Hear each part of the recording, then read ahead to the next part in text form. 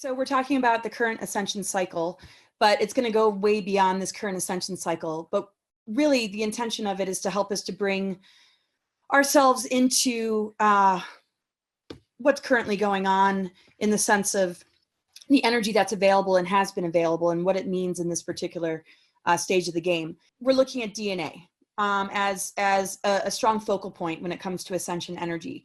So when we look at our galactic history and we look at when we had full strand DNA capacity, particularly 10, 11, 12, which are dimensions, this is where we held the Avatar consciousness. And this is where the cradle of Lyra is or existed. So when the cradle of Lyra was destroyed in the Lyran Wars, with the Orion groups, this is when the destruction of the Avatar level of consciousness took place. So of course, the minute war happens, digression takes place. And why does war happen? Well, we're in a free will universe. And when we have the free will to decide how we're going to play with power, these sort of things can result. So this ended up, this ended up playing out in massive galactic wars between those who seek power at the expense of others, called service to self, and those who hold unity consciousness and maintain sacred union, which is more service to others. So, okay, that's terminology that we'd see in the law of one, right? But it's important that we recognize that service to others doesn't mean we negate ourselves. And this is just really just how to divide a multiple amount of species into two categories so that we can really just see that, okay, some are service to self.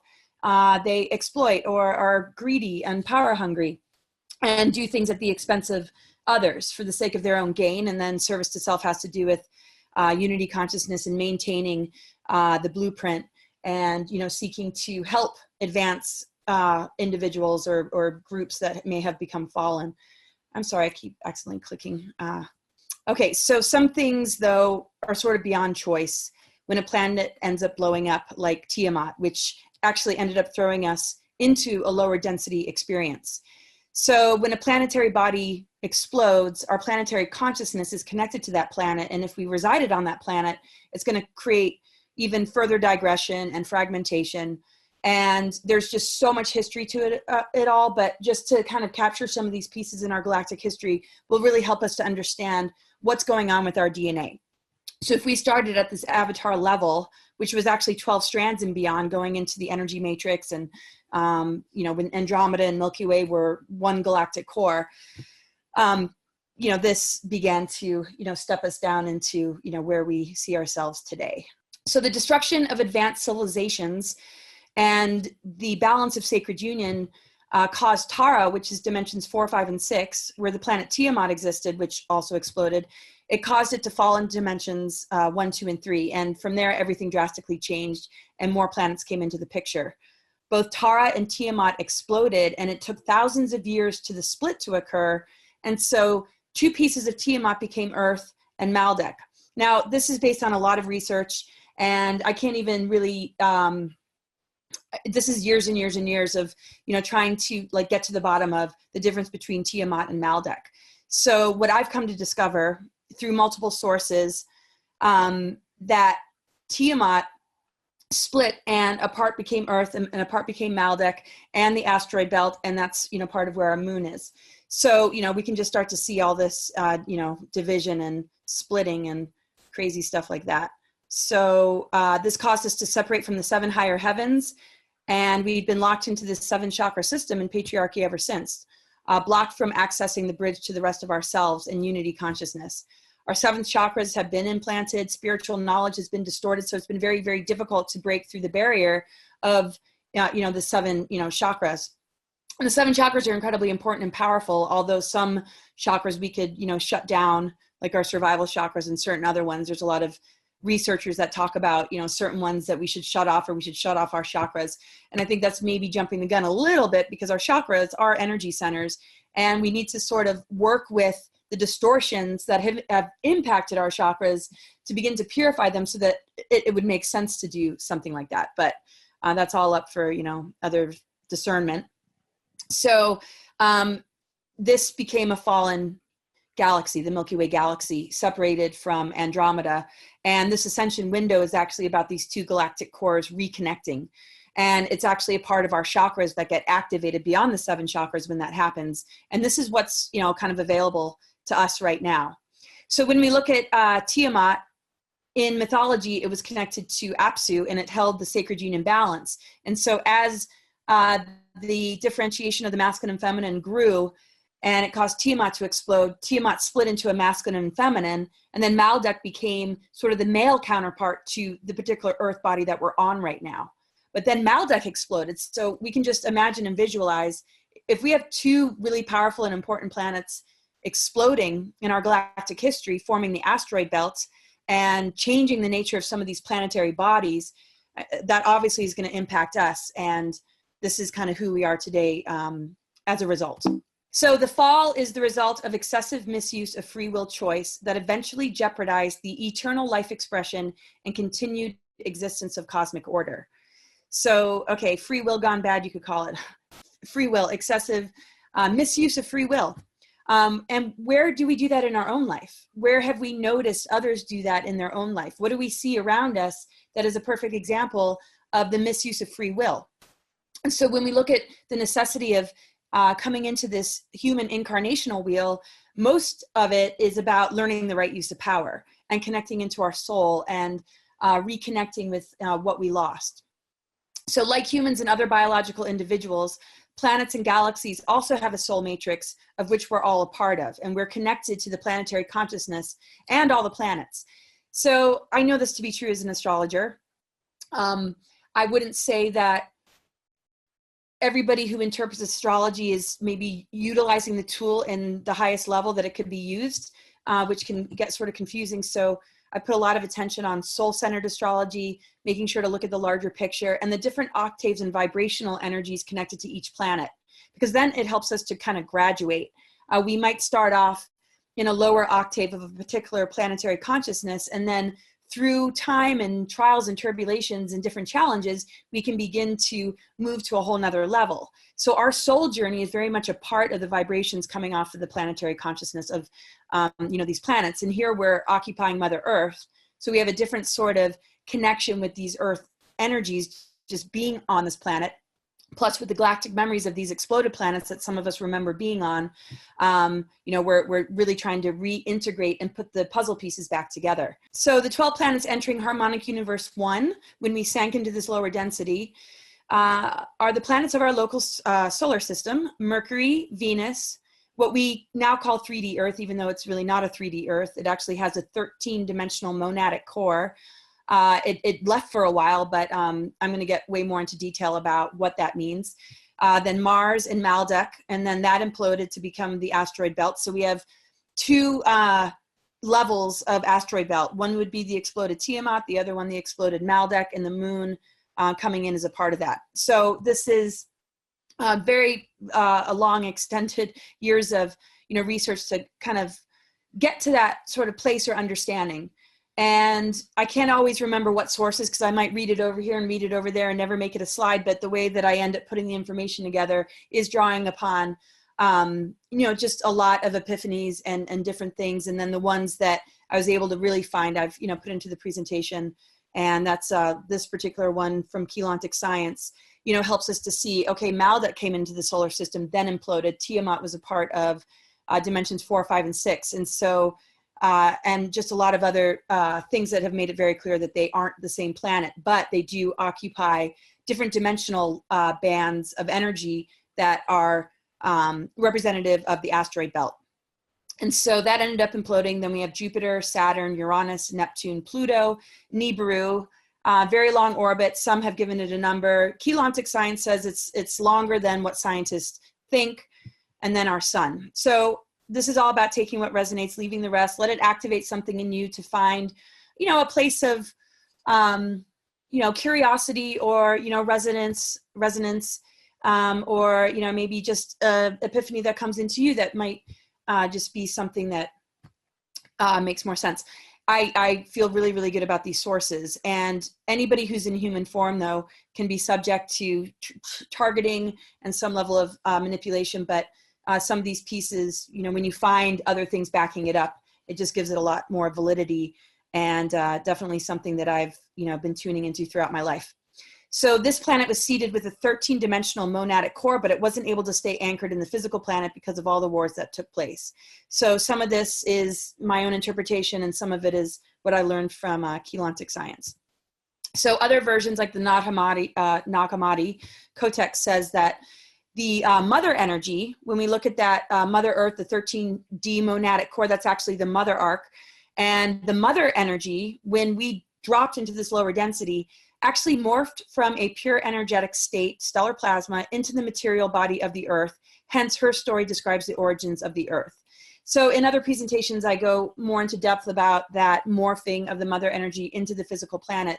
But basically, due to the explosion of planets, the Tiamat energy is a part of the Sophionic body. And so that consciousness, when it exploded, brought in a portion of the mother energy to occupy this planetary body, and through unconditional love, helped to guide souls home again. Because part of the manipulation that led to such extreme imbalance has to do with hybridization and manipulation of incarnate consciousness and steering individuals away from true source. So we have the fallen angelics and the Luciferian type rebellions. And basically, instead of looking at it like an entity, we got to look at it like something playing out as the negative ego that used to have a very high position. So it's just a part of that journey into physical density. And because we all carry pieces of the story, we're pulling it back around again to find wholeness, and connecting with the mother plays a really huge part. So when we look at the energy of Mother Earth, when we sank into this lower harmonic universe, that's the 13D monadic core. The 3D Earth, though, is the programmings, the archonic controls, the invader races coming in to manipulate and creating a program called the Matrix that we are influenced by, and that's the 3D part of it. When we look at 3D connected to our chakras, that limits us to our lower 3 chakras. And that's why we notice that we're in a very ego-driven society and world. It's either that we're feeling less than and suffering and victimized, or, you know, maybe just playing with power in a very irresponsible way.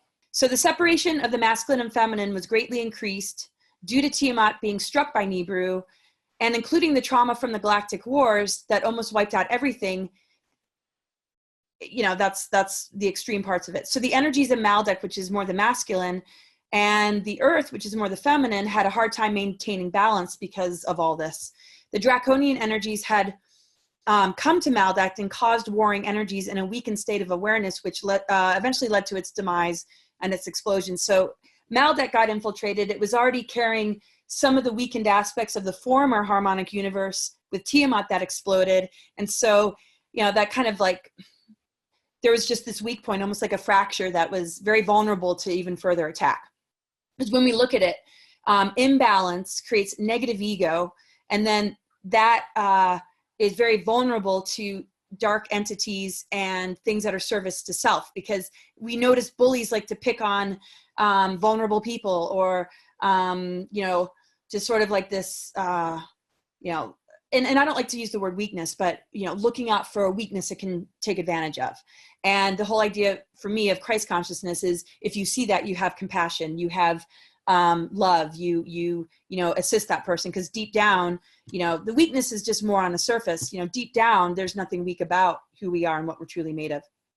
So other traumas and weakening aspects too were the destruction of the Lyran system, the continuing Orion Wars and manipulation of energies in Tara, where the original Atlantis and Lemuria experienced a misuse of power that threatened it. So basically it exploded due to the power generator crystals deep underground exploding due to the Templar solar initiates misuse of power. So again, it goes back to misuse of power. And that's all a little bit wordy with some of the terminologies, but basically Orion group is considered that draconian energy. When we look at the fallen Luciferian energy and the fallen angelics and certain factions of the Anunnaki, they're all sort of a part of this kind of warring service to self system that, you know, seeks to infiltrate everything, and it's done a pretty darn good job. So the warring energy ended up influencing the masculine of Maldek beyond its former protective role. So here we are already in this lower harmonic universe with these new planets that came in, and so Maldek held this protective role towards the mother energy before it got infiltrated. It originally was very protective, and it covered the feminine energy. And this was very prevalent during the root races of Atlantis and Lemuria. And that is when the Anunnaki came in and influenced it into a more patriarchal system that became incredibly destructive, with the influence of the draconian energies so heavily involved.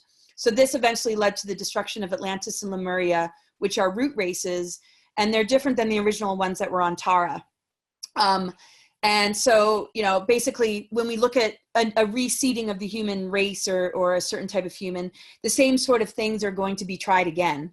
And that weak point, though, is going to just allow, you know, the war to continue in different forms and in different ways, with, you know, maybe some joining in, maybe some being mind controlled by it, maybe some being heavily influenced, and others that might still hold that protector role, or were tasked with, you know, a certain mission to maintain a high frequency and guardianship. So when we look at the guardian races and the more benevolent races, they hold a guardianship and they don't lose themselves. I mean, they might struggle here and there, but there are higher orders that are not fallen. And so when you fall, you can get back up. So digression can lead to transformation. And we can all admit that here in this human realm, we've been somewhat digressed.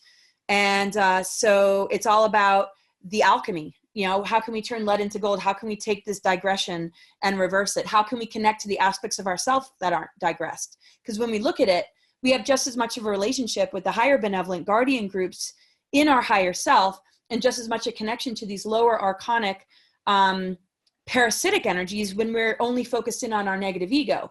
So when we connect these two poles and we integrate polarity and we bring the higher into the lower, we end up resolving this, and we play a part in overcoming duality. So we all carry, you know, these many, many dimensional layers. And so if we're needing to heal, if we're recognizing our behavior patterns aren't healthy, we have something to reach into. And, you know, the higher self-type energies, our higher dimensional potential that's in our DNA, in our chakras, also connect with different groups and star systems and races and subterranean cultures, and many high beings, you know, went underground with some of these cataclysms. So it's not so much about getting, you know, all the history. This presentation is not geared towards the historical chronological, but it's more about the restoration of DNA, the awareness of what we're made of, and just some tidbits about the galactic history to frame it around things that happened in our history to understand the roots of how we became what we are today. So the time matrix is the energy distribution system which carries life force energy from source into the dimensional system of which the soul matrix is part. When an individual, a planet, or a galaxy is blown out of the grid of its soul matrix, which directly connects it to the time matrix and thus perpetual energy supply, its energy and its evolutionary potentials become finite. The system falls into digression, and it's a finite.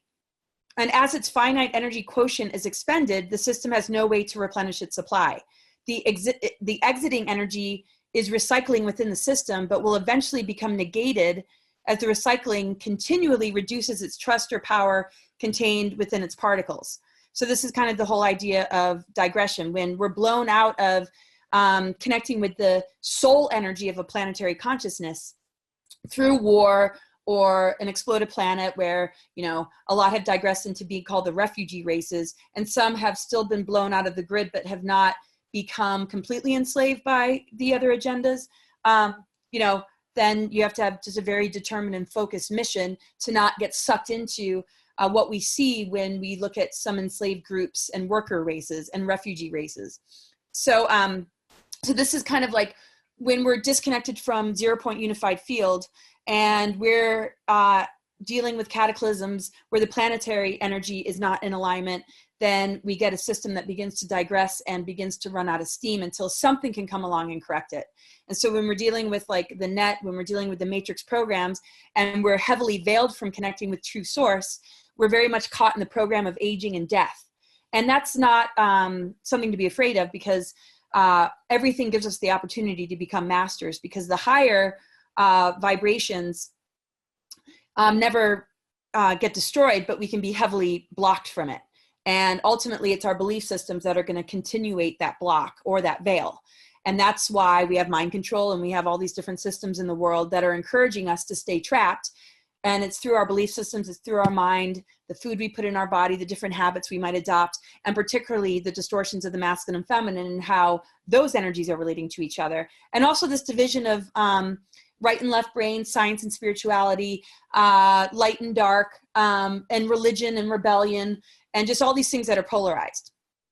So anyway, when we look at dying races, the same sort of thing with digression is incredibly strong. And that's why there's hybridization programs or some abduction situations in order to make up for this digression and to try and correct it. But it often has very self-serving purposes. There's a lot of people that go through abduction experiences that are less than comfortable. Some just feel like they do have an agreement. And even the way some of these races presented themselves to the governments, where we're a dying race. And even some whistleblowers have said, we're an ancient cyborg vampire race and we need your compassion. We need to feed on you. It's sort of like they're in survival because of some of the choices that they made to cut off their DNA on purpose to be the controllers. A lot of this has to do with rebellion and different dynamics that have to do with this Antichrist agenda, based on, you know, strange dynamics that took place in the pleroma between different aeons and archon type things. So when we're dealing with a free will universe, you start to create personalities and subpersonalities and archetypes, and it begins to grow and grow and grow. And then it's like all kind of like in this chaotic struggle with each other, but it's really coming from the oneness. So when we feel that chaotic struggle, we have to understand that everything we're observing outside of ourselves, all the diversity that we're seeing, are actually pieces of us that we need to reintegrate. And the best way to reintegrate it is to make sure that we are allowing our higher self to operate the vehicle, because then everything else can kind of fall underneath and organize itself. When our lower aspects are in charge, then we are running the risk of digressing even further. So we need to break free of this loop, which relies heavily on technology. When we look at the lifespan of certain ET races or lower groups, I don't, you know, lower, higher, there's always better words, but the ones that have been kind of digressed or enslaved, manipulated by the reptilian Draco agenda, this kind of hierarchy with this more kind of aggressive and warring race that feel they hold some sort of ancient right, which is a longer story. They utilize technology, transhumanism, artificial intelligence to keep their life cycle alive, because there is no natural ability to replenish energy. When we look at a path of an ascended master, there's steps to return to that. I mean, that's what we're doing. We have the opportunity to return to that ascended mastery. Many people have already been ascended masters. I mean, when we started in the origins of unified field source energy, we are ascended. So we're just kind of finding our way home again. When we let that progression be stunted and that development or growth be sidelined or caught up in, you know, something else, we see these future timelines in these beings, you know, we see what the result is. So abduction scenarios, transhumanism, and AI is basically wanting to convince us that we should be into it so that they're reassured that we're going to be their food source. And so this sort of trickery happens. Not to say all technologies are bad, but a lot of this is to keep their life cycle alive, although it destroys all biological life and eventually expires. So higher guardian groups and races are assisting in this massive healing that's going on. And we have to remember also that that is a part of our DNA and energetic body. There really is no such thing as alien. I mean, something alien can be foreign, and there's stuff that definitely feels foreign or not organic. So I would say the non-organic and artificial is the alien. And everything else is a part of our multidimensional body in our DNA. And so when we fall into artificial aspects of ourself, that's when we are dealing with alien type energies. So we live in a 15-dimensional time matrix. This is made very clear through Galactic science and folks like Lisa Renee, and they work directly with, you know, guardian information, the freedom teachings, and those kind of texts and ancient teachings that got distorted and manipulated. So, you know, it's really kind of bringing back a science and education that has gotten lost to us. And they talk about us living in a 15-dimensional time matrix, and our true 12-strand DNA template corresponds with this. So when we're going past the 12-strand DNA, we're moving into the energy matrix. And so our DNA is broken up into harmonic universes. Harmonic universe 1, which is Eartha, is dimensions 1, 2, and 3. Harmonic universe 2 is Tara, which is dimensions 4, 5, and 6. And as I was discussing, we collapsed from 4, 5, and 6 down into 1, 2, 3, which brought in new planets and new scenarios, new dramas, new archetypal dynamics. Harmonic universe 4, which is the Lyra avatar universe, dimensions 10, 11, 12. So our full strand DNA helps us to see, okay, we've got our root, the eartha, you know, and if it's all connected and all whole, you know, we've got, you know, the avatar consciousness and this great circulation of energy. Above the 12 is the energy matrix, 13, 14, and 15. 13 is the mother arc. 13 is that energy that came into the physical planet when we sank into this lower harmonic universe, and it seeded it as an ascension planet. So it became a 3D matrix, but there's always been that ascension seed. And that is why we recognize that we have ascension cycles. But the thing is, it's been very hard for that energy to be available until now. And a lot of this presentation will go into what that's all about. And currently we're in the stellar activation cycle where all this is coming back online. But when we look at the impact this fall had on our DNA, we start to notice that our DNA isn't what it used to be. We can't just all of a sudden, I mean, we can consciously connect to the fullness of our DNA, but for our physical body to be able to do it, it's going to take some time. It's a metamorphic alchemical process that would be rather shocking if it happened too fast. And we have to kind of initiate into all this again. So, and so it's really getting out of duality, because when we look at a dumbed down DNA on top of these tinkering, these races that were tinkering with our DNA, we are like returning to this whole energy, the vertical and horizontal, the rod staff, the masculine and feminine, all, you know, allowing, you know, these activations. So the ascension window has to do with, after all these planetary cataclysms, the Earth being back in alignment with the galactic core, being able to bring back, you know, the Andromedan galactic core. And this is a cosmic and earthly event that we get to align with and receive, you know, this massive healing. So we don't have to get so stressed about it. We just have to be very careful about how we allow ourselves to get distracted. So the whole deal is that we move back into the silicate matrix and the 12-strand embodiment, understanding that ascension is reawakening these dormant strands, because when we start to activate dormant strands of DNA, the Earth has no choice but to respond. So if we're starting to switch on dormant strands, which represents higher harmonic universes, which are higher Earth energies, then we're going to start to see the world and the timeline shift into that, instead of these artificial timelines that are basically taking advantage of the fragmentation, the amnesia that we're born with, and all that. So there's so many different, I mean, this could be like a couple day kind of presentation to really develop each slide or, you know, create explanation, but there is a certain theme or a certain point that's going to emerge. So even if it sounds somewhat confusing, you know, I think by the end it'll make a bit more sense. So just to put it in the most simple terms, it's like a game of lost and found, you know, explosions, digression, duality, imbalance. Duality is imbalance. It becomes polarized.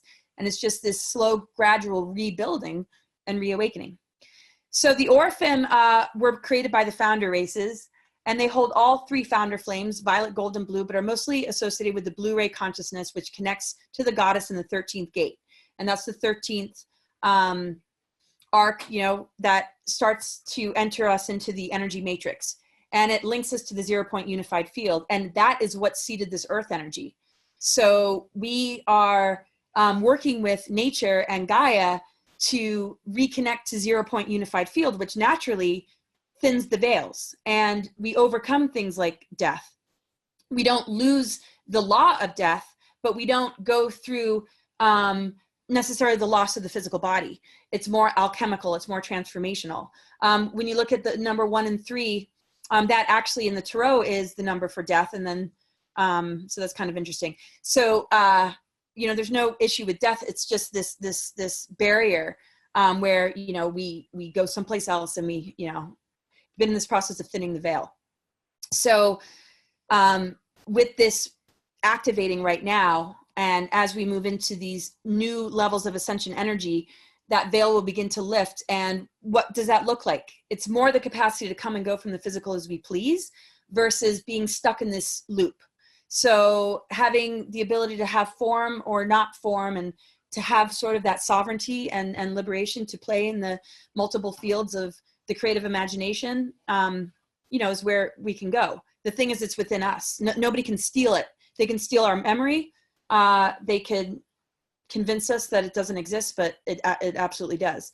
So the Orphan created by the founder races were brought into this creation to interact more in order to handle the opposition and the wars. They crossed with the human imprint in order to be able to take on the densities through the human form, and they're considered to be the guardian founder races. The Anunnaki was supposedly created in response to this to be an opposing group and are connected to the fallen Elohim and reptilian and Sirian DNA mixing. So not all Anunnaki are negative, but certain higher beings were born or incarnated into the Anunnaki lines. And then when they noticed that certain things could be healed, that's when more rebellions and more dark technologies were put in place, so that some of these more higher groups couldn't turn around some of the agendas of the fallen races. So hopefully that doesn't sound too confusing, but the whole deal is that these very advanced groups mixed with the human imprint, they connect with the crystal kids, the indigo kids, children, I don't want to say kids, you know, and the human angelic lines, the grail lines, and every single human has a connection to this.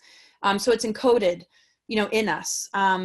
Even looking at Gnosticism, they say that the goddess energy put a spark in all of us, and we all have the potential to become, you know, something pretty profound. So, so there was jealousy that, you know, humans could be so advanced, and these digress races that weren't willing to heal themselves ended up targeting this group, which is basically the human race, to make sure that we won't remember who we are.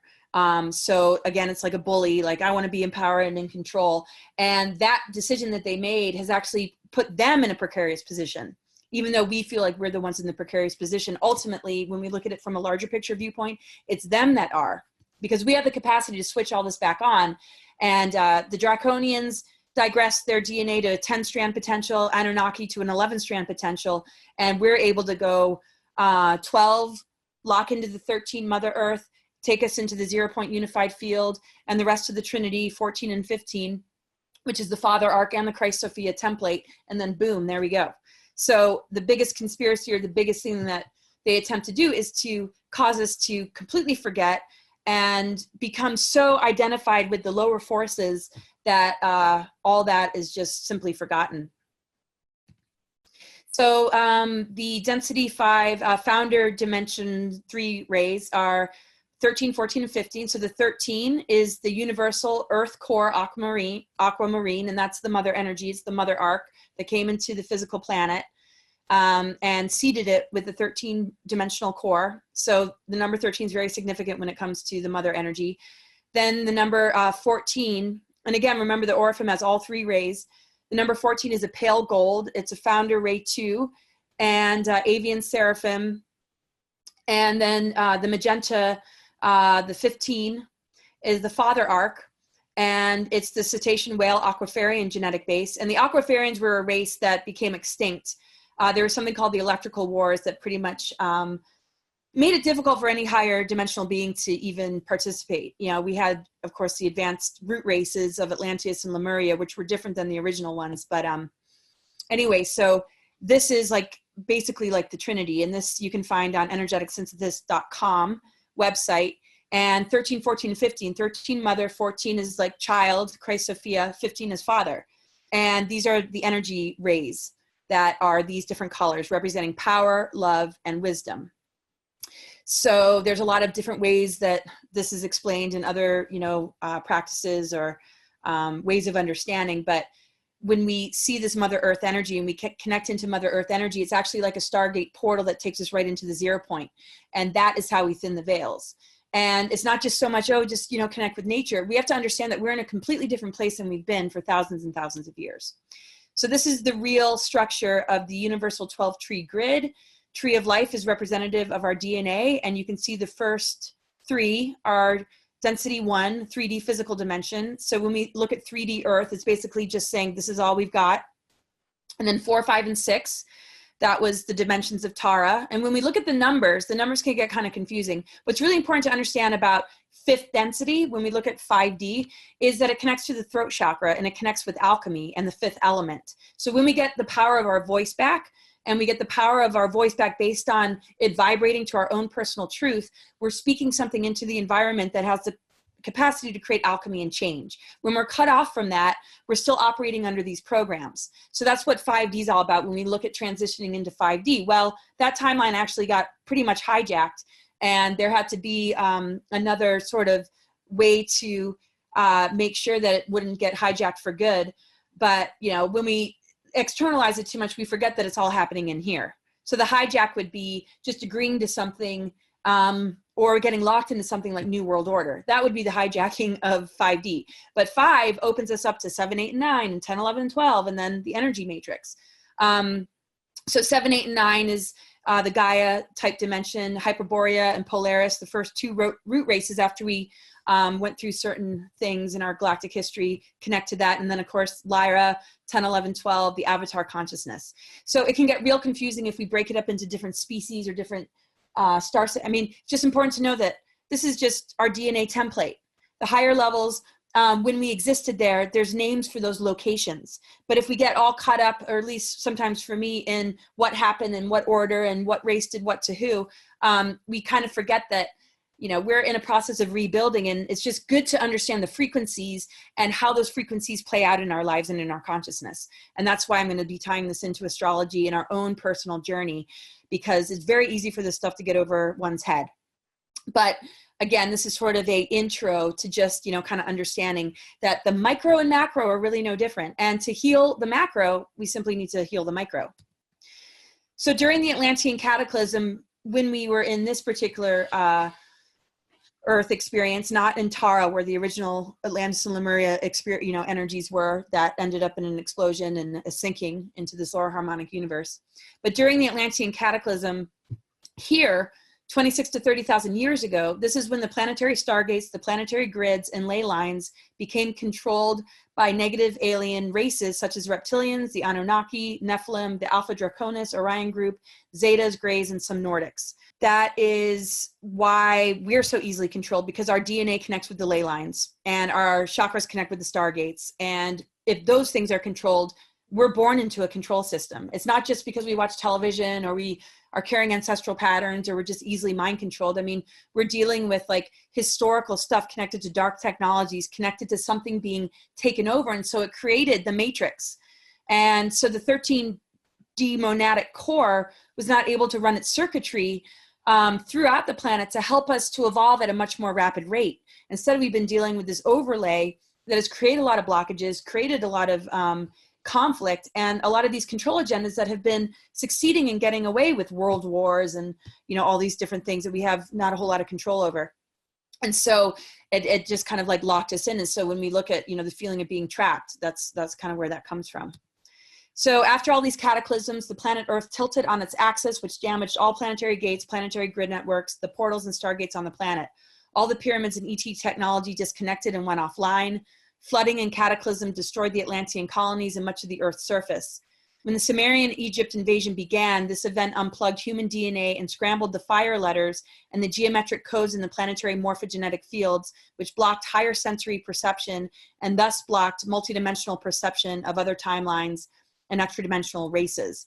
So partly this is in my own words, but inspired and found in Ascension Glossary, Energetic Synthesis, which, you know, really brings it into like a real technical terminology that we can understand in a lot of different ways, but this really frames it around real events in history. You know, why do they call it junk DNA? Because when you scramble something, all of a sudden it looks like trash. It's like, it's not coded correctly anymore. So it just looks like, but it's not junk.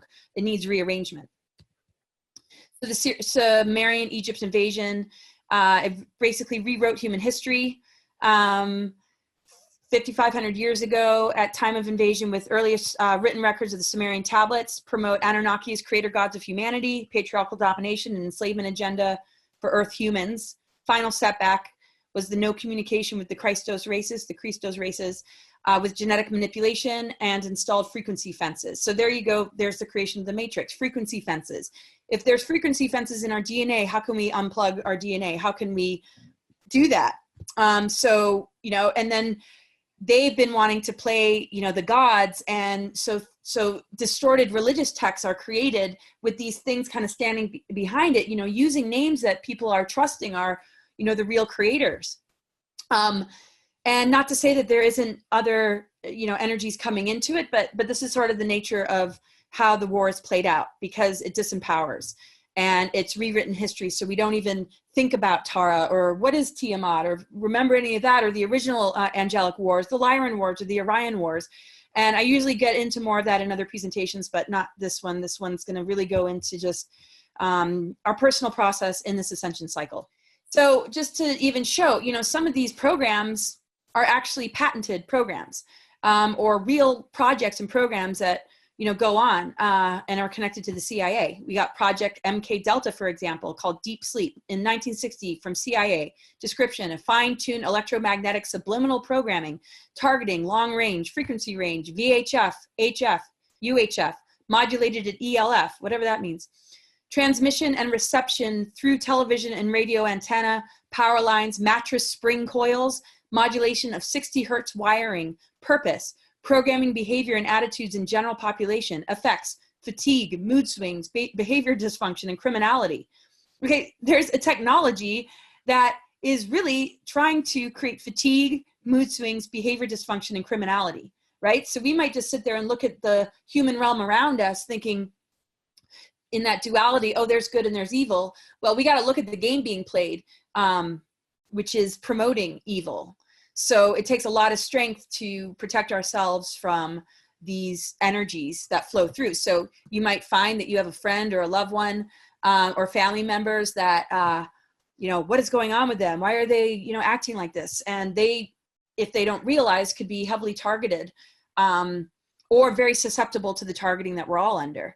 And when relationships are targeted, sometimes even a really strong person can be weakened and all of a sudden turn on you. And so we're very targeted. And then we, can be targeted to target each other, which is very dangerous.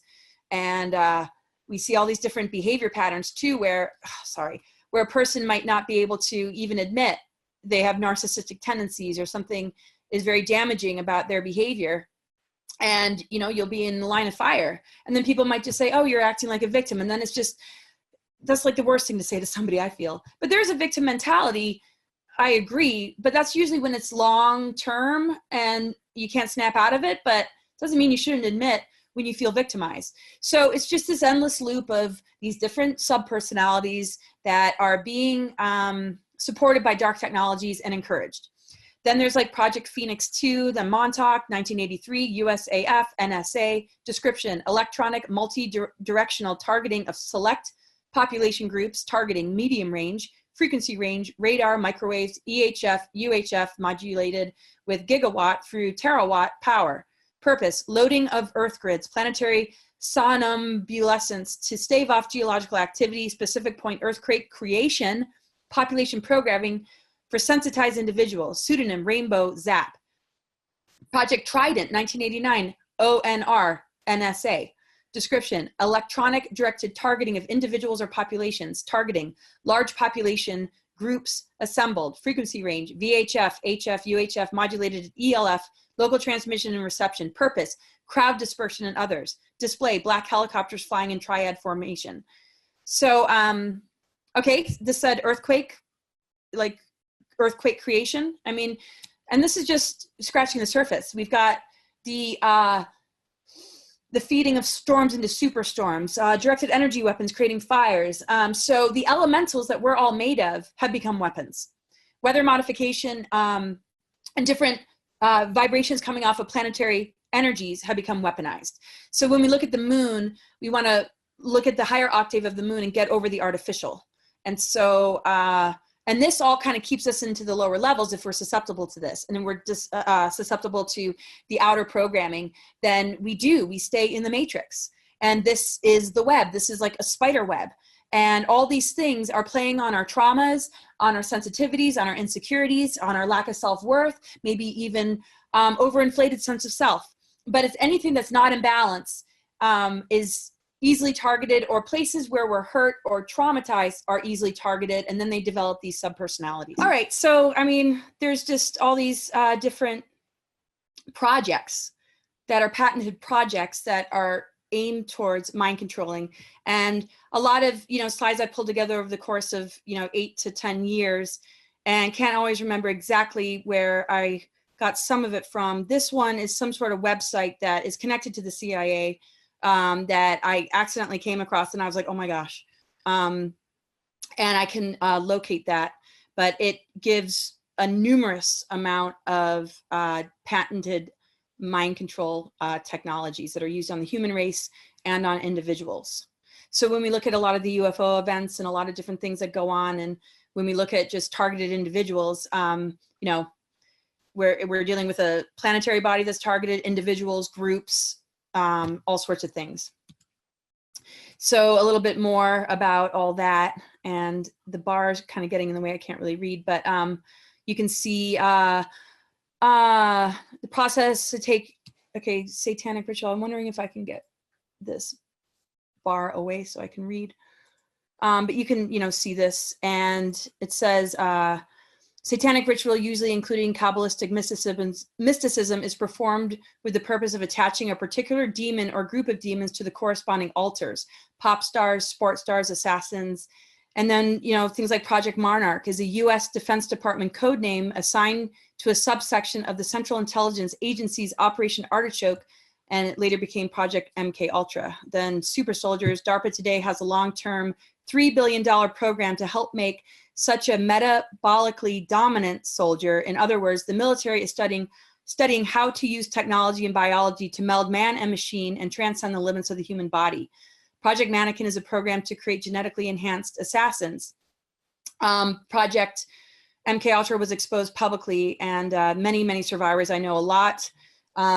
There's too many to count. I've done a lot of sessions with them, and a lot of people that were a part of it are putting out books. I mean, we hear about Kathy O'Brien and Svali and others like that. I have a friend, Selene, on Facebook, and a few others. I can't, you know, go off the list right now, but she's become quite public, and it's just a real thing. Jean Eisenhower, who's like my fifth cousin, I don't know if I'm getting that right. She was a victim of MK Ultra, wrote a book about it. It's just really prevalent. Mutations in DNA can occur as a natural or unnatural process. The unnatural is our exposure to mind control, weather weaponry, chemicals, artificial intelligence signals, vaccinations, laboratory-made viruses, toxic elements, and ET control groups have been writing DNA sequence coding into the planetary mind in order to evolve their preferred bloodlines while targeting genetic undesirables or light workers who can elevate humans. This is done to block our higher consciousness from coming through. So, yes. There's also a program called the Passiveness Program. I found, I was kind of Googling around some of the different agendas and came across this on Starseeds Unite website. Another deception they use is the Passiveness Program.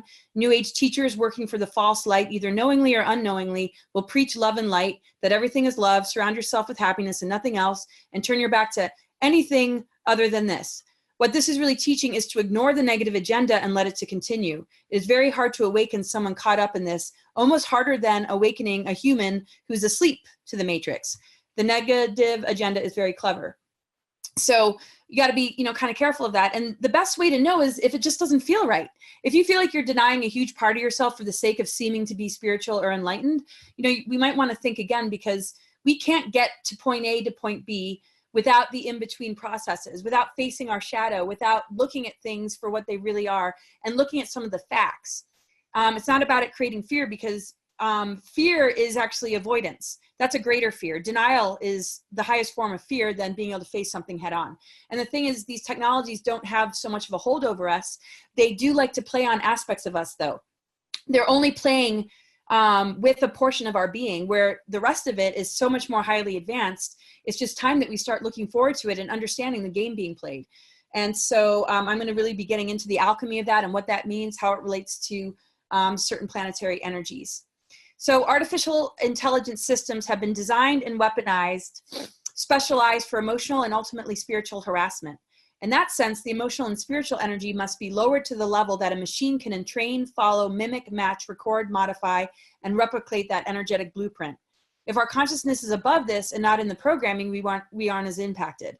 So when we look at targeting, when we look at those type of patented mind control technologies, and we get thrown, or we are thrown into fatigue or mood swings, we're already kind of in a lower vibration, right? So the emotional and spiritual energy, you know, they're attempting to lower. When they lower it to a certain level, that's when the AI starts to do the imitation. That's when we start to get caught up in the AI. So the thing is, when you feel attacked, the best thing to do is address it immediately. There's things like essential oils. There's things, you know, like taking an Epsom salt bath, which tend to have a good, you know, it's good to get parasitic forces off of you. Tuning forks, things that work with sound, tone, frequency. You know, there's all sorts of things that we can do. If we start to act out and we start to notice that we're creating drama and conflict, then we've definitely been caught in the trap. So we can't really stop being targeted, but we can turn the weapons into tools. We can take every weapon and assault that comes at us and leverage it to help us to expand and become stronger. And you know, it is kind of a game. So, well, it is a game. So getting our consciousness above this is just having the ability to breathe through it and understand it. Because it's very easy when we're in a mood swing to kind of just be mean to everybody around us, or not necessarily mean, but you know, we can push people's buttons. But if we can say, hey, I'm feeling very sensitive and attacked and I need to get some rest, then, you know, it just cuts down on conflict. So I think the best thing that we can do is, how can we cut down on drama, conflict, arguments, fighting, negativity, addictive tendencies, misuse of our power, and can we find a way to honor our sacred sexual energies and be, you know, careful with it? And just those things alone can start to really dismantle us from this constant bombardment. And it's scary when we think about, you know, weather being used as a weapon, but at the same time, we have to understand that we're made of nature. I mean, we are nature. We are a replica of the earth grids, the true Gaia, you know, the true planetary earth grids, everything in creation. Our DNA is connected to all of this. It will you know, begin to show, we'll begin to see more results when we can just catch ourselves in the moment. And the moments can even be triggers. Somebody says something, then all of a sudden our vibration drops, and then boom, we're easily sidelined with, you know, maybe a dark technology or an archon. So Saturn is a great planet to look at in connection to talk about an energy that we very often relate to in the shadow sort of way. In the lower level octaves of Saturn is dominator controller. It's got limitations, it's got rules and responsibilities attached to it. And that's fine and all, as long as we want to be responsible to the things we're being asked to be responsible towards. So we have the free will choice to decide along the way. And sometimes, you know, if we live life too fast, sometimes we end up taking on responsibilities that we might later wish we didn't have. We might feel stuck and trapped in certain life situations. But the whole deal is that Saturn is like the matrix system. It's the dominator and controller, coming through control agendas, coming through different laws. I'm not talking about the ones that keep people safe, but the ones that are allowing criminals to get away with crimes against humanity because they're the controllers, and not, you know, really creating real justice. So it's a controller, dominator. Things we see in the school system, in the medical industry, you know, that well-intentioned people get caught up in, and, you know, really just represent something really beautiful in that field, but might find that they have to answer to something else. And then they end up maybe becoming more independent and maybe have their own private thing going on, just to step away from all of it. But Saturn rules the law of structure. And so it's where we have limitations, rules, and responsibilities. But when we can handle these trials and tribulations, and when we can look at these things and step back and ask ourselves, you know, can we change this? Can we break that agreement or contract? Can we work with the law of structure, but more on our own terms, so that we're forming a limitation, or we're being responsible to something that can actually help us? Then we can still work with Saturn, because we can't get rid of Saturn. What we can do, though, is relate to the higher octaves. So through trials and tribulations and overcoming repressive, controlling forces, we move into being a teacher master, because Saturn also rules teachers and masters. So once you get over the trials and tribulations, the blockages, the adversities, the controllers, the limitations that cause ill health in the form of energy blockages, or anything that's repressive and controlling and dominating, and step into the responsibilities that make us feel like we can thrive, you know, maybe parenting, or yoga, or raw foods diet, or working with different tools and modalities that we can form a responsibility to, you know, maybe an exercise regime. Then all of a sudden it's like, we're helping the law of structure to expand and blossom into our higher potential. And because we're dealing with the physical. but we're dealing with a controlled physical. And I understand these differing octaves because of my knowledge base as an astrologer and seeing all the different ranges that people fall in when it comes to different planetary energies.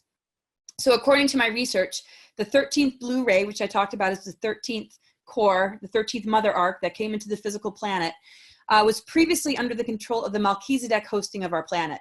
Now the Melchizedek are a very, very high race. And they are the root of like where the human race emerged from. But some became fallen and patriarchal and were highly manipulated by the Orion group. And so they were hosting the Ascension timeline up until 2010. And that was actually controlling the mother energy because that's what patriarchy does. And that really happened when our DNA got unplugged when I was talking about the Sumerian-Egypt invasion. So the 13th blue ray was, controlled. So since the Sumerian-Egypt invasion, the mother arc aqua blue ray was not in the earth core. Hence, the earth had lost her mother of God and female Christ Sophionic body principle. So it's kind of like being in a traumatized body and not being in your body. So with all these cataclysms and all these events, all these exploded planets, eventually the mother energy, the 13th monadic core, was not able to occupy the earth body. That's why we've been in all these dark, dark cycles. Because we think, if we, if that was in the core of the planet, why have we been through so many cycles of dark history?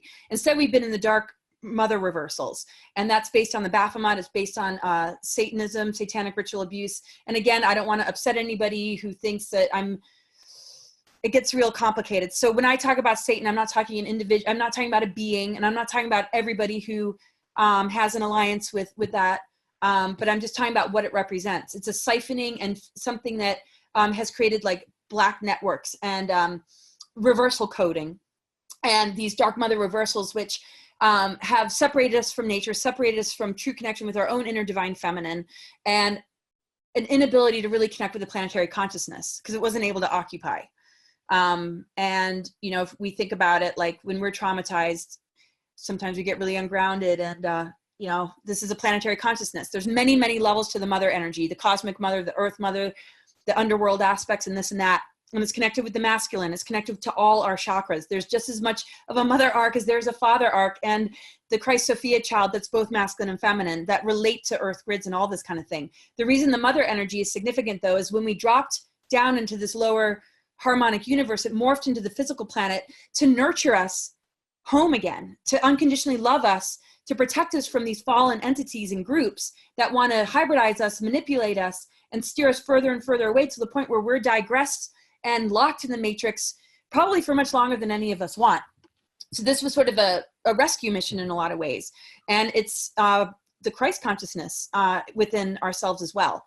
So, everybody's going to have their own way of seeing this. So again, just take what resonates. But we lost the mother energy in the planet. And so that's all coming back, though. That's what this Ascension window period is all about. So renowned Russian Jewish scholar Emanuel Velikovsky, I don't know if anybody's ever heard of him, but there's a lot more to him. You can always Google his name later. He was one of the first thinkers to postulate that in the earliest recorded epoch, Saturn used to be the main celestial body in the sky that was closest to the Earth. This is confirmed by various other ancient civilizations who confirmed that such a sun once ruled the sky. For the Egyptians, this former sun was known as Adam Ra, the ancient sun god.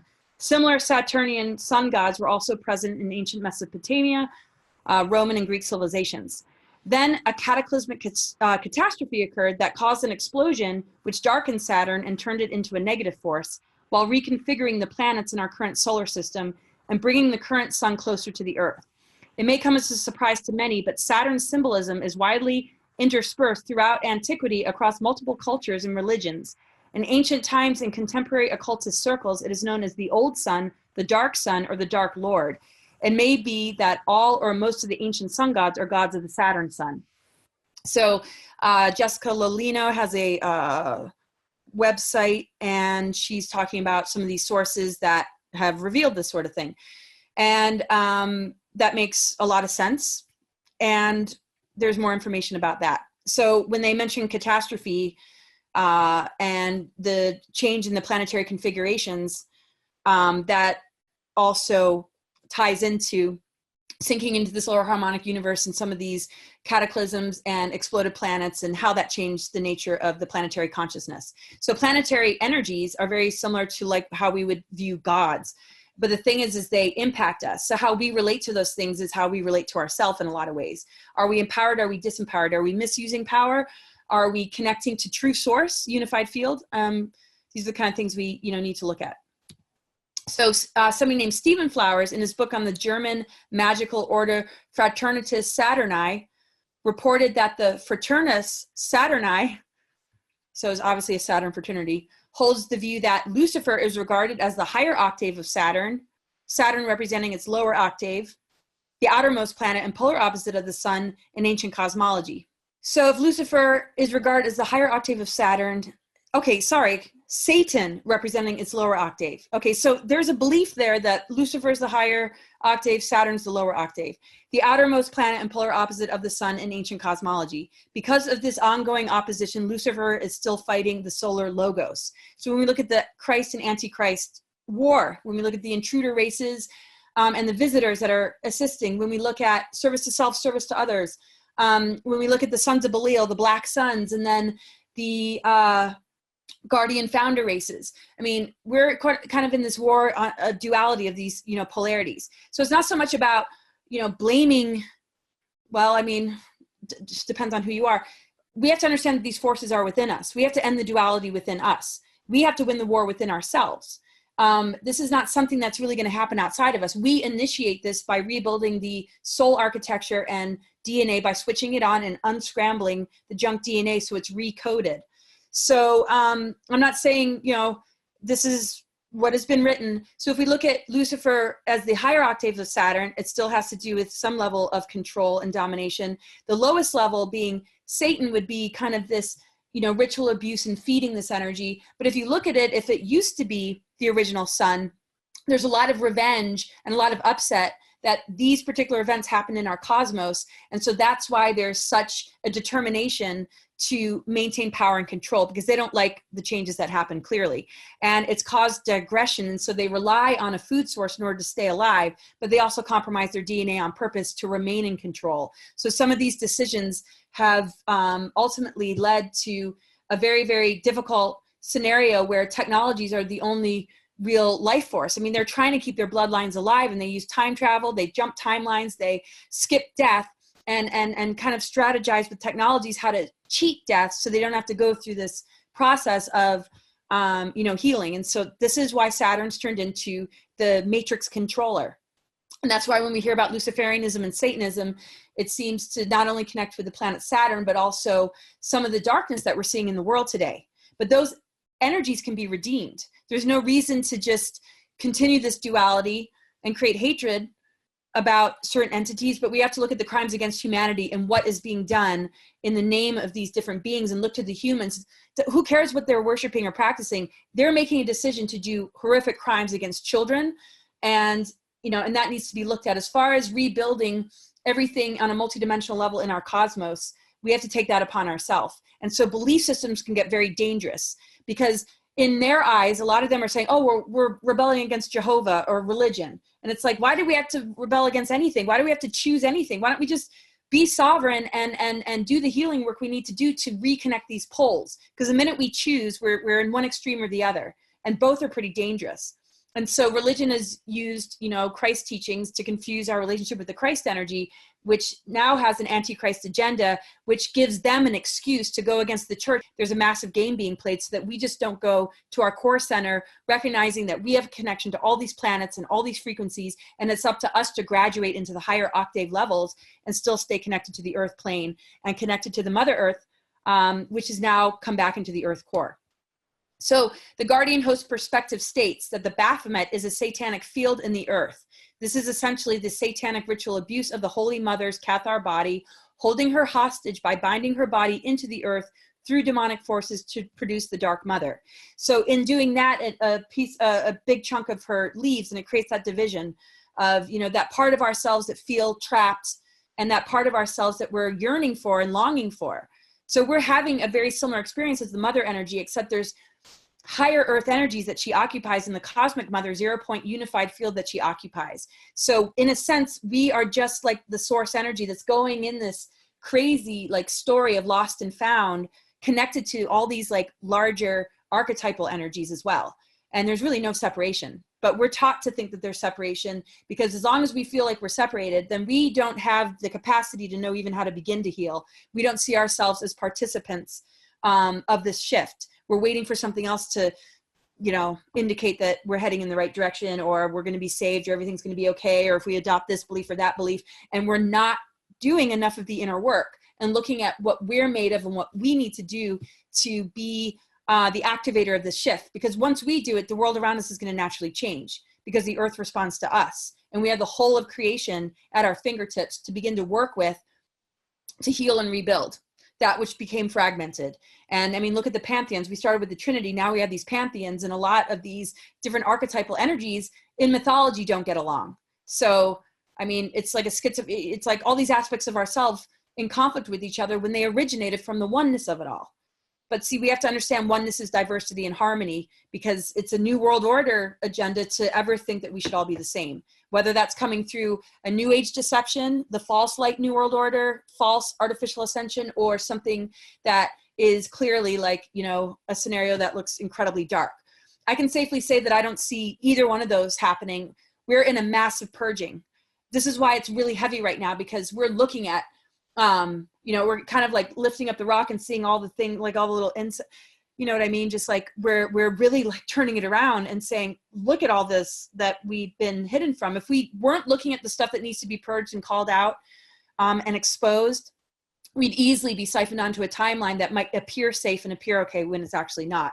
So we're really getting down to the nitty gritty of what it's going to take. And so I just think we should all feel pretty relieved that we've made it to this point. And it's through all of our hard work and willingness that we co-created this together. This is a timeline that cannot be destroyed, but it can easily be bypassed. And those future timelines, these scenarios have already existed.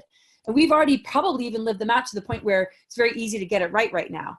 Because in the multidimensional scheme of things, these are all different strands of dream energy and thought forms and subpersonalities that have lived out what it looks like to lose sense of self. So, you know, and we can time travel just in our own multidimensional awareness. And, you know, if that's true for you and you feel like you have experienced the future already, great. Maybe some haven't. So we're all different in that sense. So these fallen angelics captured the Sophionic body through impregnation of her essence and using her spirit to create what's called womb worlds, which are spaces in the phantom realms which spawn parasitic creatures. This is the source of ancient pain held in the planetary body when we lost our true mother. And that's the 13D dimensional. I mean, if you look at it like, you know, as on a dimensional level connected to 0-point unified field. So this is the source of ancient pain held in the planetary body when we lost our true mother. And it is felt in all lineages of the Holy Mother, the Cathar lines, the Mary Magdalene Sophias, which are the female genetic equal partner of the masculine form of Christos. And again, Lisa Renee. And, you know, when our worlds kind of merged, because I was already writing about a lot of this stuff. I mean, it was like such a huge epiphany, and a lot more of this information has been, you know, really kind of flowing, and we've been sharing, and it's really awesome. So aren't we all kind of born with like an ancient pain and then like new injuries all the time? It's like really heavy. And if we look at it, when we're not in our bodies, I wasn't in my body for a long time, for a good portion of my life, but I was aware that I wasn't in my body. So it wasn't like I was allowing anything to really get in except for other helpful allies to help me keep my physical body alive. Your body's in pain when you're not in it, right? And so is the spirit that's longing to come in. I mean, it's more in the neutral field and doesn't experience pain maybe in the same way, but our soul is kind of like the bridge between the spirit and the physical. And the soul, you know, has feeling and depth, and it's made of earth, air, fire, water, ether. And that's where the alchemy happens, to bring that energy back in. And that's how the mother energy was able to come back into the planetary body, because the Venus transits that the Mayans understood, that's been the planetary consciousness that's created the alchemy. So when we look at Saturn and the changes that Saturn's gone through and what we need to do to overcome the limiting and controlling aspects of Saturn within our own nature, through our own life path and what we observe and what we learn, we're also working with, you know, all these other planetary bodies as well. And we all have an affinity based on our chart to certain parts of the larger purpose. And then we link together in unity, and boom, our DNA is switched back on, because 12 strands of DNA, 12 zodiac signs. And now we've got the 13th, and I'll get into that, the 13th sign, how it relates to the mother. So the rings of Saturn, according to David Icke, are a massive broadcast system broadcasting a fake reality. Not only can we hear this frequency, but we are decoding it and thus living in it. In plain speak, we have been hacked into this fake reality. Icke believes that there are invisible frequency bands being emitted from Saturn's rings that can induce a virtual reality experience. He refers to this as the Saturn moon matrix. We are assimilating this fake reality right down to our DNA. DNA holds all the information we will ever need to build and maintain the human body. Researchers at Boston University and Harvard Medical School studied the 98% of our DNA that remains unable to be decoded and is thus called trash DNA. And so a Russian team led by Dr. Pyotr Garyayev,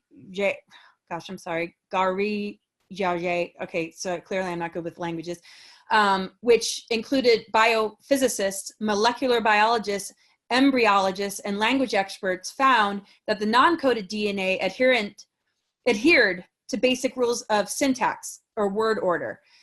Dr. Garyayev also found that airwaves could facilitate total genetic restructuring. Icke believes we take the Saturnian or Satan frequency into this 98% of our DNA, and it is coded with messages. These messages are designed to control and limit us into being orderly drones. He believes these messages tell us what to do, how to live, and not to challenge the power hierarchy currently in place. Icke's claims are backed by findings provided by former NASA engineer turned whistleblower Dr. Norman Berggren, who claimed that there are aliens in our solar system who are creating rings around Saturn. Icke further believes that the moon is an artificial construct which was made to amplify the frequency band of the Saturn-Sun matrix on Earth. And that was found on Jessica Lolino's blog, and she's pulled in all this great information that further proves this point, or makes clear this point of the Satan frequency, the Saturn frequency. And when we look at control, domination, limitation, and being kind of trapped, that's the messages that we're getting, and it's a frequency coming through the lunar energy, which is our emotional body. And so it keeps our junk DNA in these scramble codes, and these are the new instructions that are coming in, and that ends up infecting our creative energy. So when I showed you the pictures of the different dynamics between masculine and feminine playing out, and this also includes same-sex relationships. It's not, I mean, masculine and feminine is a balancing act. It's in the soul. It doesn't matter what your sexual preference is or what you orientate more towards. We're all in a balancing act. We live out our storylines to get back into balance, regardless of what that storyline is. At the end of the day, that's what we're working to achieve. So our creative energies get infected by this Saturn moon matrix. And in order for us to heal that, we have to re-encrypt the junk DNA so that it begins to phase lock, and that's part of the alchemical process. And the beauty right now in this Ascension cycle is that it's actually happening on a cosmic and earth level. So it's like, what do we do? What do we do? You know, I mean, there's great tools and modalities. There's, you know, great things that we can do in our personal relationships to assist one another. But we have to understand that this is a cosmic and earthly event, and we need to just be in alignment with it and recognize all the things that threaten that alignment, and really just stay clear of it as best as we can. So this person said, I'm not quite sure the person's name, it didn't have a name, but this is the website. This person says, my theory is that Saturn is a supercomputer of sorts, an AI intelligence that has created a matrix for our souls to get lost in. Remember how Elon Musk called AI the demon? What if we already created it long ago and we've been trapped in a time loop? History repeats itself, right? Well, at the same time, history has also been rewritten. And that's part of the looping, is that we can't get our true history. And so it doesn't light up these dormant strands because we're getting different messages and signals coming through the moon, which comes through our emotional body, which keeps the imbalance of masculine and feminine alive. You've got the impact of the artificial elements of the moon on the feminine, and then the Saturn messages coming in, which is the dominator, which is basically the ruler of patriarchy.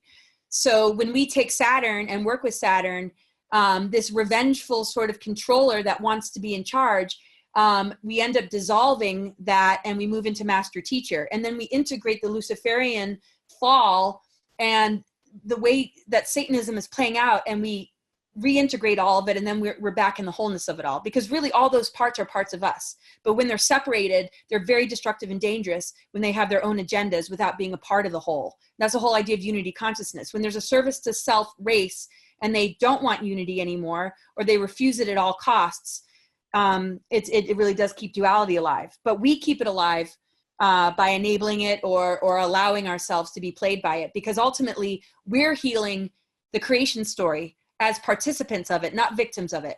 You know, we've made choices along the way. We've been in different, you know, scenarios, different races, you know, maybe being connected to different agendas. So we're not these little humans like we think we are. We're all participants of this.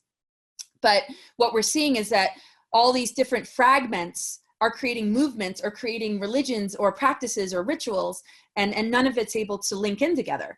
And that's what we find amongst each other with these conquer and divide agendas, is that we're not going to work on harmonizing, you know, and a conscious person gets this, but what doesn't get it is when, you know, we see these lower level attacks and insults and people in just a really low energy, you know, just poking holes in people, and they're being, you know, in a sense, you know, very vulnerable to archons and dark entities.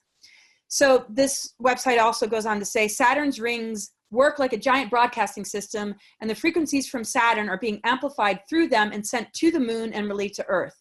Our brain has been hijacked by the satanic frequency and has made us experience this false reality or illusion. So not only does, I mean, this is about 3 or 4 different sources that are all saying this about the moon and Saturn. And out of all energies, you know, and understanding this, you know, very well as an astrologer, Saturn is the lord of, you know, it rules time too, the limitation of time, and these calendars that have been patriarchalized, if that's a word, and even our language. We can safely say Saturn is ruled by, you know, is the ruler of patriarchy, limitation, control, but we can change the nature of how we relate to Saturn. And then, like I said, teacher master. And it clears our moon energy when we are that empowered. We're not so depressed. We're not in the heaviness of it all. We're not being manipulated into feeling less than or in lack of self-worth, where we allow like negative, you know, people into our life. So the next planet to really look at is Pluto. Pluto plays a huge role in the whole going into the underworld, going into the shadow, going into the alchemy, and going into a very lonely and dark place in order to really find, you know, your core essence. So this is kind of how we work with it on a much larger level. And of course, our charts, our individual astro charts, kind of give us an idea of how our personal story is going to play out. My goal as an astrologer is to help liberate people from the wheel. How can we get into the center, into that 0 point unified field, and break free of a lot of these different patterns? But until we get there, you know, we have to honor these patterns and raise the vibration of our experience of them. Even the challenges can be the greatest things to help us get to where we need to be. So another thing about Saturn based transmission to moon, it has been recently observed that the solar system Stargate 7, located inside the planet Saturn, was also transmitting artificial intelligence beams through the moon that corrupted the ultraviolet wave spectrum of our planetary magnetosphere. The impact of several technologies used from this archon base seem to have been recently neutralized in some of their effects. Correction of this particular AI distortion appears to help people on Earth to potentially align with higher frequencies and to have a better functioning crown chakra or 7D energy center, which we need to have to begin to even shut down our chakras and even be aware of our galactic chakras. So this healing process has already come in based on where we are in the Ascension cycle, based on the fact that there is, you know, support and help. It's a part of our higher self too. I mean, the thing is, there's no separation from anything. We might be in a different form as some of these extraterrestrials, but they're a part of our dormant DNA strand that, like a tuning fork, are helping us to recalibrate and re-encrypt and reset our energy out of the false messages coming in from Saturn, which affect our emotional body, which keep us locked in the illusion of the matrix. So, okay. So I do believe this, you can find this on Energetic Synthesis. It's somewhat rewritten, and but I always want to make sure, you know, wherever I get my sources, just to help people, you know, relocate this information.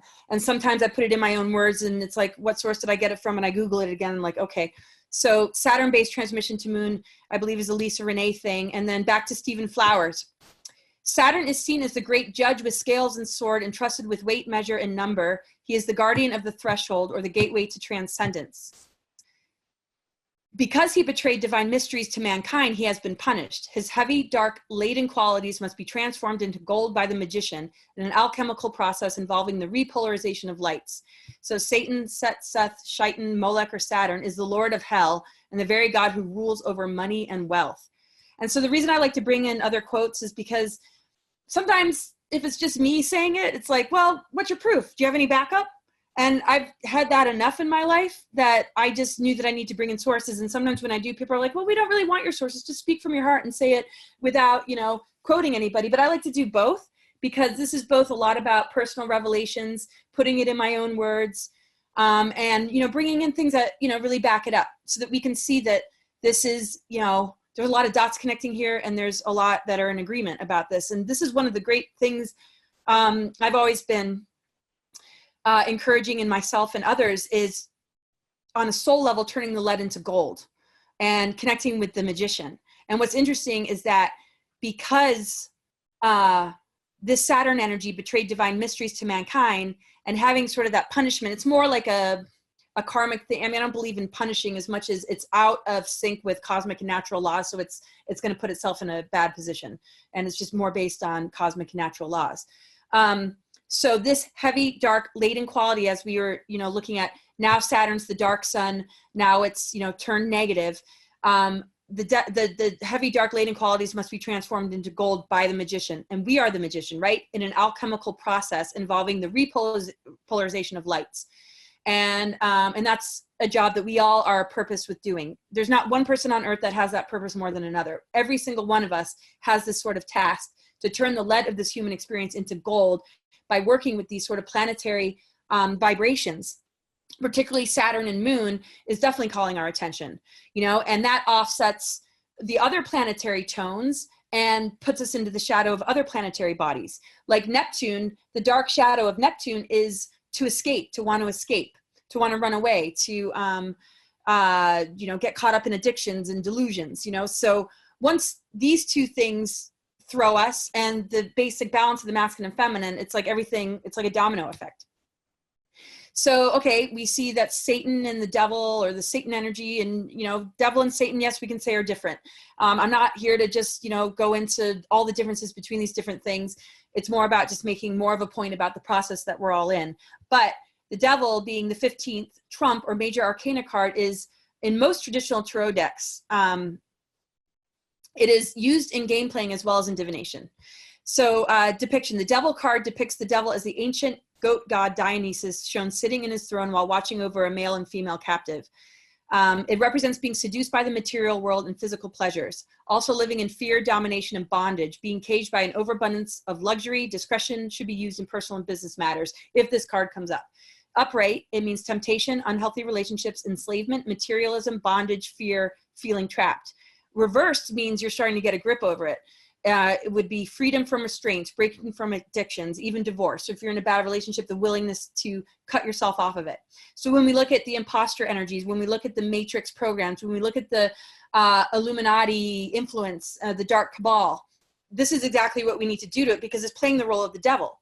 You know, it's encouraging materialism. Not to say that having stuff is a bad thing, but obviously if we're enslaved by it and we rely on it for self-worth, maybe it has a bit of a grip over us more than we, you know, should have. So freedom from restraints. It's about liberation, freedom from addictions. So the Saturn energy is, okay, it's an element earth. The ruling planet is Saturn. What's the next card in the deck? The Tower. The Tower is the wrecking ball, and it knocks down that bondage, right? And when we get a grip on it, we have freedom from restraints. You know, but it's also, you know, an earth energy, so we can still connect with the earth and understand the more positive aspect, like Pan, and, you know, just other aspects of how we can run, you know, that energy. But basically, teacher master is being able to overcome enslavement, materialism, bondage, bad relationships, feeling trapped. So we are in the higher octave of Saturn when we begin to remove ourselves from these things, and that's how we break free. So yes, it's considered the devil, but is the devil really anything more than kind of like, you know, something to push us into the right direction, and only we can allow ourselves to be enslaved? Because this is where we still obviously have free will choice. So because Saturn isn't made good without our willingness to do alchemy, we need to know that our salvation is taking on the task of becoming masters, not controllers, not victims of enslavement. We either are under the rulership of Saturn, or we become the controller like Saturn, or we change the energy of Saturn, which is the willingness to be on the path of mastery. And it is where we can be the true guide. It clears our emotional waters so that we can connect to lunar forces that aren't so dominated, and we get our power back, the power of our intuition and clear waters of clear psychic seeing. So, you know, a lot of these quotes are clearly from me, unless I say otherwise. So that's my assessment, is this is how we work with alchemy. This is where the lead is that we turn to gold. Outer archetypes are internal aspects of self that need to be reconciled to bring about harmony within. So we need to leverage the energies that are opposed to our growth through recognizing them and overcoming them. So going through the underworld is the alchemy that turns this lead into gold. This is the initiation from enslaved to teacher to master. Boundaries can become the limitations instead, and we can work with the law of structure and make it work for us. So when we, like, imagine we can't get rid of the law of structure, well, where is the best idea to have structure? Well, boundaries is a really good start.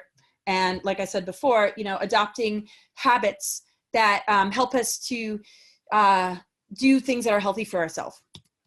So one of my favorite quotes, there is no antidepressant that will cure a depression that is spiritually based, for the malaise doesn't originate from brain dysfunction, but from an accurate response to the desecration of life. And that's David R. Hawking's Power versus Force. So this is like really important that we stop projecting so much on ourselves if we're depressed, if we're angry.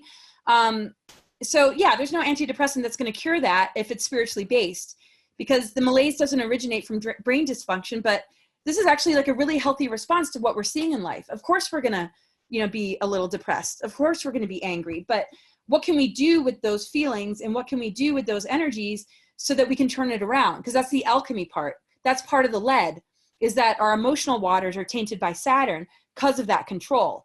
That control, Saturn also rules depression actually in the astro chart. So, and this is something that's been a part of our culture and a part of our world for thousands of years. So of course, it's going to be very easy to slip into the pit of depression. But depression also holds the key messages that our soul wants to share with us so that we can begin to override this level of control. And through that accurate response, we can take that depression and turn it into a mission, turn it into a calling and a life's work, something that you know you can do to make the world a better place, make yourself a better person. So ascension to higher and higher vibrating light fields is a particular process that involves three main levels for the human body. So when we look at ascension, there's different levels. There's, you know, initiation, we have to initiate. These planetary bodies help us to initiate. We're given certain life events and experiences to help us to be at a crossroads where we can make a decision to get to a higher place. Then there's something called accretion absorption, where there might be some sort of solar flare, some sort of alignment going on, and we can bring that into our energy field and into our physical body. Usually when there's something that's occurring, what happens is some event might happen in the news, some false flag might happen to drop our energy as a collective, whether that's in a community, whether it's in a country, whether it's across the globe. We're given so many opportunities to advance ourselves, but it's very hard for the accretion absorption aspect when there's constantly something that yanks the carpet from underneath us and throws us off. But when we're able to accrete and absorb, you know, we're easily more able to integrate this energy into our physical body. We can have rapid healing. We can feel a lot more empowered. We can make positive changes in our life. And then we're able to activate and activate others. So upon this anchoring of octaves of frequency, certain chakra seals are dissolved, and then an activation occurs. As we undergo light accretion, we may undergo a variety of ascension symptoms that can be physical, mental, emotional, or spiritual, energetic. So as we go through change, as we go through deprogramming, it's no different than when our physical body goes through a detox. It can produce a lot of like really difficult symptoms until we get to the other side of it, but we have to constantly push ourselves in the right direction through the willingness to be very gentle with ourselves. So if we're not liking the detox process, the last thing we want to do is go and grab, you know, the very substance we're trying to detox from. So when we're going through an emotional, spiritual, mental, or, you know, or any other level of detox or clearing and activating, you know, into a higher level, we want to be very careful of getting so discouraged that we give up and turn back around. And that's probably the hardest part. I think we've all felt encouraged to do better and do good for ourselves, but it's just like sometimes the symptoms are so difficult that it's easy to get back on the loop. especially because we're not really given the proper guidance in the world. So what's interesting about the planet Aquarius is that it's been considered that the ruling planet is not just Uranus, but it's also Saturn. But the fact is, Uranus is the great liberator and has a lot to do with freedom and sovereignty. So isn't it interesting that Aquarius is also ruled by Saturn? And this is more known in ancient astrology, just like they used to consider Mars and Pluto the ruler of Scorpio. So it's really nice to see that Uranus and Saturn are the ruler of Aquarius. And actually, Chiron, the wounded healer, exists between Uranus and Saturn, and Chiron is a part of the asteroid belt. Chiron is where we experience childhood wounds. Chiron is what we experience coming to this earth and the ancient pain that we feel and the traumas that we feel. And where Chiron shows up in our chart is where we're dealing with part of the wound we were born into. Whether we identify with it personally or we notice it outside of ourselves, we have to contend with Chiron in order to understand where we're hurting the most and what needs our attention the most. So Aquarius is the great liberator, but it's also liberating Saturn. So we've moved into the Aquarian age, right? And so that's the new paradigm shift. It's taking Saturn, the lower octave of this controller, more linked to Capricorn. Not saying all Capricorns are connected to this at all, because we have a big chart that has many, many aspects. Most high vibrational or aware Capricorns are game changers because they'll have other aspects that support breaking down the old paradigm. But Aquarian energy, which is Uranus, which rules rebels, comes back to the law of structure. But we have to look at the wound of Chiron that exists between Uranus and Saturn to understand how to bridge the gap. Because we're usually wounded by controller forces and dominating forces and controlling forces that keep our emotional body really in turmoil. And we have to look at those wounds before we reach Uranus. So it's interesting that Chiron is right in between the two of them. And so if you read the descript, Aquarians have a rebellious nature. They're eccentric, spontaneous, and original. They are forward-thinking and innovative. Aquarians are scientifically minded and logical and confident in manner. They can appear to be emotionally detached. So, I mean, going from maybe like the heaviness of depression into emotional detachment isn't a terrible thing. And usually there's other aspects in one's chart too. But the whole idea is that it's more about sovereignty and unity consciousness. So again, we don't get rid of Saturn, but we enlighten Saturn. And connecting into where Uranus shows up in our chart and seeing where we have Aquarian energy kind of points us towards the higher vibrations we can connect to in our own personal life. And that's why astrology is a great tool for that. Because it just kind of like helps us to not have to process so much when we can just see the map for what it is. So emotions, we know how heavy the emotions are. So I can't see the full slide. I'm afraid to touch this little bar, but this is from Peter Farley, Where Were You Before the Tree of Life? And so it's about the science of alchemy, concentrating vital currents and life forces. You can read that top part, which I'm not able to see. But in the time of the Catholic Inquisition, alchemists were careful to veil their art. They said it was to turn base metals into gold. In philosophical and metaphysical terms, the alchemists were more concerned with the transformation of the worldly person led into a spiritual illuminated person, gold, just as gold was tried and tested in the fire, so the human spirit was tried in the crucible of life, and the agent for this illumination was perceived to be the Holy Spirit. So we're tried and tested to take the lead of Saturn and be the alchemist magician and turn Saturn into gold. And Uranus, fortunately, really helps us with that and the Aquarian energy. So we might find if we're really stuck in the matrix, we might draw in a person with a strong Uranian energy into our lives because we all kind of act like medicine to one another. So the inverted pentagram or five-pointed star, so prevalent in Satanism, is also symbolic of this unbroken time cycle, the vibrational prison. The fifth element connects to alchemy in our throat chakra and is the key to overcoming this. It comes down to the power of our words. So inverted pentagram means the ether is going into the ground. And the fifth element is what connects to alchemy, and it's through our words of power, that we're able to turn this around. Because our words can hurt or heal. They can heal ourselves, or our thoughts and our words can hurt ourselves and others. So we have to get the power of our throat chakra back. And as long as it's inverted and Saturn is holding dominion and control, our thought forms are going to be controlled, which affects the conversations that we have, the things that we share with one another, the sort of information that we share with one another. So the upside down pentagram represents being trapped in physical matter, going into the underworld labyrinth, and the Venus transits and what they're doing in the sky corrects this. We have been in the process of turning it upright again, which allows the energy circulation to activate dormant DNA and our galactic chakras. This is soul alchemy. And what's interesting, before I came across any of my research, I call myself a global alchemist. I mean, before I got to the big parts of my research, and all the tattoos I have are absolutely of this process, which I got in the early 90s. So everything, I have earth, you know, I have all the elements. I have the underworld journey. I have the 1,000-petaled goddess thing. I've got the Mayan calendar. I've got everything that I present about tattooed from the early 90s, which is so funny. And then boom, huge breakthroughs of like coming into this information and, you know, things that really supported this. But I was holding on to this for dear life because these messages were coming in. And I'm just, yeah, like it's pretty surreal that I'm, you know, able to do talks about it and found information to, you know, really back it up. And I would say mostly being an astrologer has been just a huge validation. So, okay, going into the underworld labyrinth helps to, you know, turn this up right again. Cause again, we're going down and we're going up again. And I got the labyrinth on my arm.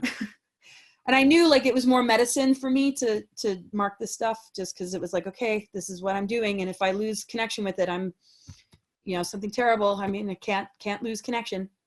All right. So the death card is the number 13. It is the 13th trump or major arcana card. It is used in tarot, depiction. The death card usually depicts a skeleton, sometimes riding a horse, but more often wielding a sickle. Surrounding it are dead and dying people from all classes, including kings, bishops, and commoners. Its meaning, unlikely that this card actually represents a physical death.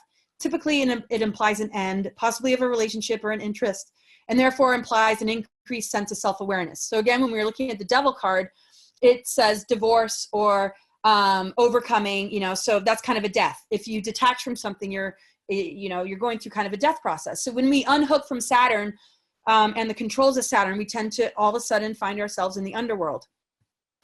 And because it's an ending of something. So we stop the agreement with the low level of Saturn, and it applies an increased sense of self-awareness. So then we start to move into teacher mastery when we start to come up out of the underworld. So upright, sometimes endings, sometimes it can be severe illness, because illness is really a long and drawn out transformation process. It's really designed to bring us closer to our soul and closer to ourself. But, you know, the illness factor can sometimes cause us to get further away from ourself. But in just regardless, it represents profound change, letting go of attachments and failures. And, you know, we face questions of mortality. The reverse card is living unaware, in depression, long-term illness, and resistance to change and delayed endings. So a lot of times when I do cards for somebody, if they have a upside down death card, it just means that it's like they're stuck in the birth canal. They're stuck in the underworld. They're, you know, completely confused. It's a water element. The ruling planet is Pluto. And so death is how we can let go of the grips of the chains of this physical density matrix programming that comes from Saturn. It purifies our water because it's ruled by water. So Pluto is that clearing of the heaviness in our emotional body coming from the control of Saturn. So transfiguration corresponds to the element of solar fire, which burns away the shadow forms in the lower chakra centers. The lunar forces of the moon connected to the dark mother. The lower shadow forms start to rise in our body to be consumed in the transfiguring solar fire. So planetary and human DNA is activated through communicating with the intelligent plasma emitted from the sun through solar flares and coronal mass ejections. So the Peter Farley quote brought in just the whole alchemy thing. On a cosmic and earth level, it's happening through the solar flares and the coronal mass ejections, and it's affecting the lunar forces of the moon and helping it to transmute through the solar fire to now become, you know, the empowered feminine again, not the one that's, you know, ruled by satanic forces. And I got this through research in my own, you know, inner work, and some of the more details of this, again, I got from Lisa Renee. So connecting the dots to my own world. This path is about going into hell to move past gatekeepers and controls, to restore it to the womb of regeneration and fertile creativity. It's true darkness, receiving the seeds of our higher consciousness, true divine power. The dark night of the soul is the term many refer to when it is time to face our own darkness. It gives us the opportunity to clear programmings and all the things we have been unconscious to that is leading us astray. And this is how we overcome arcana controls and patriarchy. And so, you know, it's just important to know that we're redeeming all these negative forces, these fallen angelics, these control agendas through the willingness to face our own shadow. And that's basically what this is saying. So the old thinking about the underworld and how it relates to the labyrinth is that they're both easy to get into. You will more than likely get lost. They are dark. You will more than likely die, and it is the land of no return. But it's actually a place to die and be reborn. In a world that is void of assisting us with these transformative initiations, and in a world where darkness is more of a place where control agendas hide and where our shadow self is inflicted with the wounds and behavior patterns that need to go, we avoid it. It is a place that no one wants to go. Sometimes we have no choice. Those who came here to really do the inner work for the planet and the self cannot avoid this, as events line up to throw us into this process. So we don't necessarily say, hey, I'm ready to go in the underworld. I want to go into the underworld. It might be a life event that throws us in there. It might be a crisis. It might be a death crisis. It might be a close to death experience. It might be the loss of a partner. It might be the loss of a loved one. You know, anything that nudges us in the direction to face our shadow is how we end up in that realm. And that's how, but it's a necessary initiation.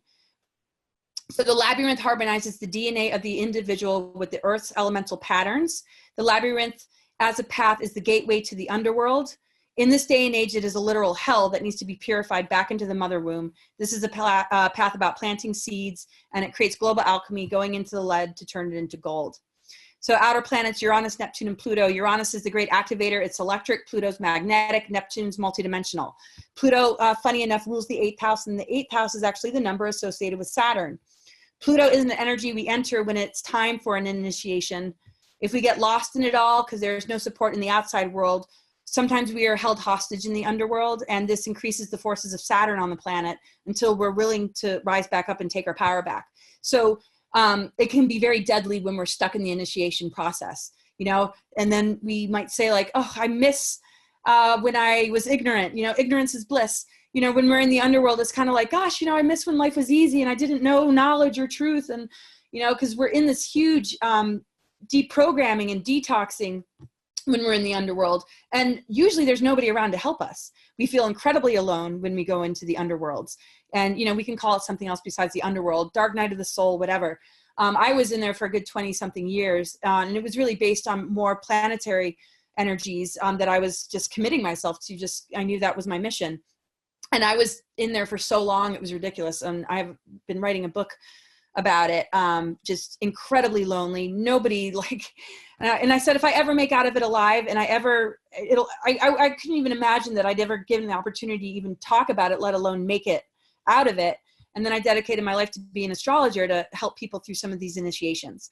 I mean, the thing is, we can't do it for each other, but we can at least hold space for one another. So this is how these planetary energies are working us. And if we can utilize the highest levels of these planetary energies, we're going to come out the other side with our upgraded DNA, with our expanded consciousness, and we are literally going to be free of the matrix. Everything that is coming at us from within us, what's outside, what we're made of, gives us exactly what we need.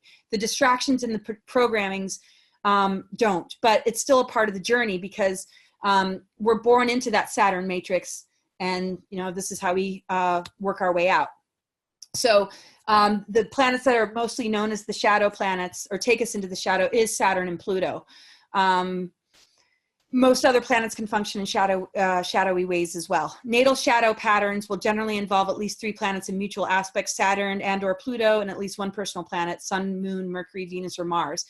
Because if we don't have the personal aspects relating to these outer planets, then we're not having a personal experience. And it's kind of like something we might never go through. So when I look at a chart and I see their personal planets linking into planets like Saturn or Pluto, helps me to see the nature of their underworld or initiation journey.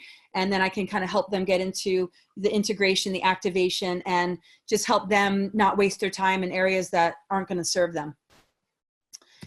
So subpersonalities, you know, some of these different aspects are going to create subpersonalities. So just as the galaxies in the heavens are spiral-shaped masses of celestial bodies and stars, so too are our own psyches, a spiral of energetic patterns and psychic components. Much like the planets that orbit around the sun, the different parts of our personality orbit around the divine core of our being, the eternal self. Current psychological theory accepts the idea of the personality as a system of psychic patterns composed of diverse elements. These parts of us are also referred to as subpersonalities or subselves. So very often when we go into the underworld too, we're integrating subpersonalities that might have been running the show, and we're kind of calling them back to center. And we're just kind of gathering these fragments instead of allowing them to become, subpersonalities. We face the shadow connected to that subpersonality, and we get back to our core. So I know it all sounds, very intricate, but, we have to understand that all these forces are playing out in our lives. And, some people might say, oh, I don't need astrology. It doesn't apply to me. But yet you can look at their life path and see the patternings that they're creating. And yes, maybe they're in the higher octaves of the planetary energies, but that map, still somewhat applies. Or maybe they've graduated into the unified field aspect of it. I mean, we all, to a certain degree, are already there. But, we still are observing things in the news. We're still attracting people into our lives. We're still showing up. And, it's incredibly helpful, especially for the medical aspects of it. And I do medical astrology. So shadow sides of planets, facing it is doing the shadow work. Sacred union is targeted. Lower ego behaviors are encouraged. Self-love and being true to the self is where it's at.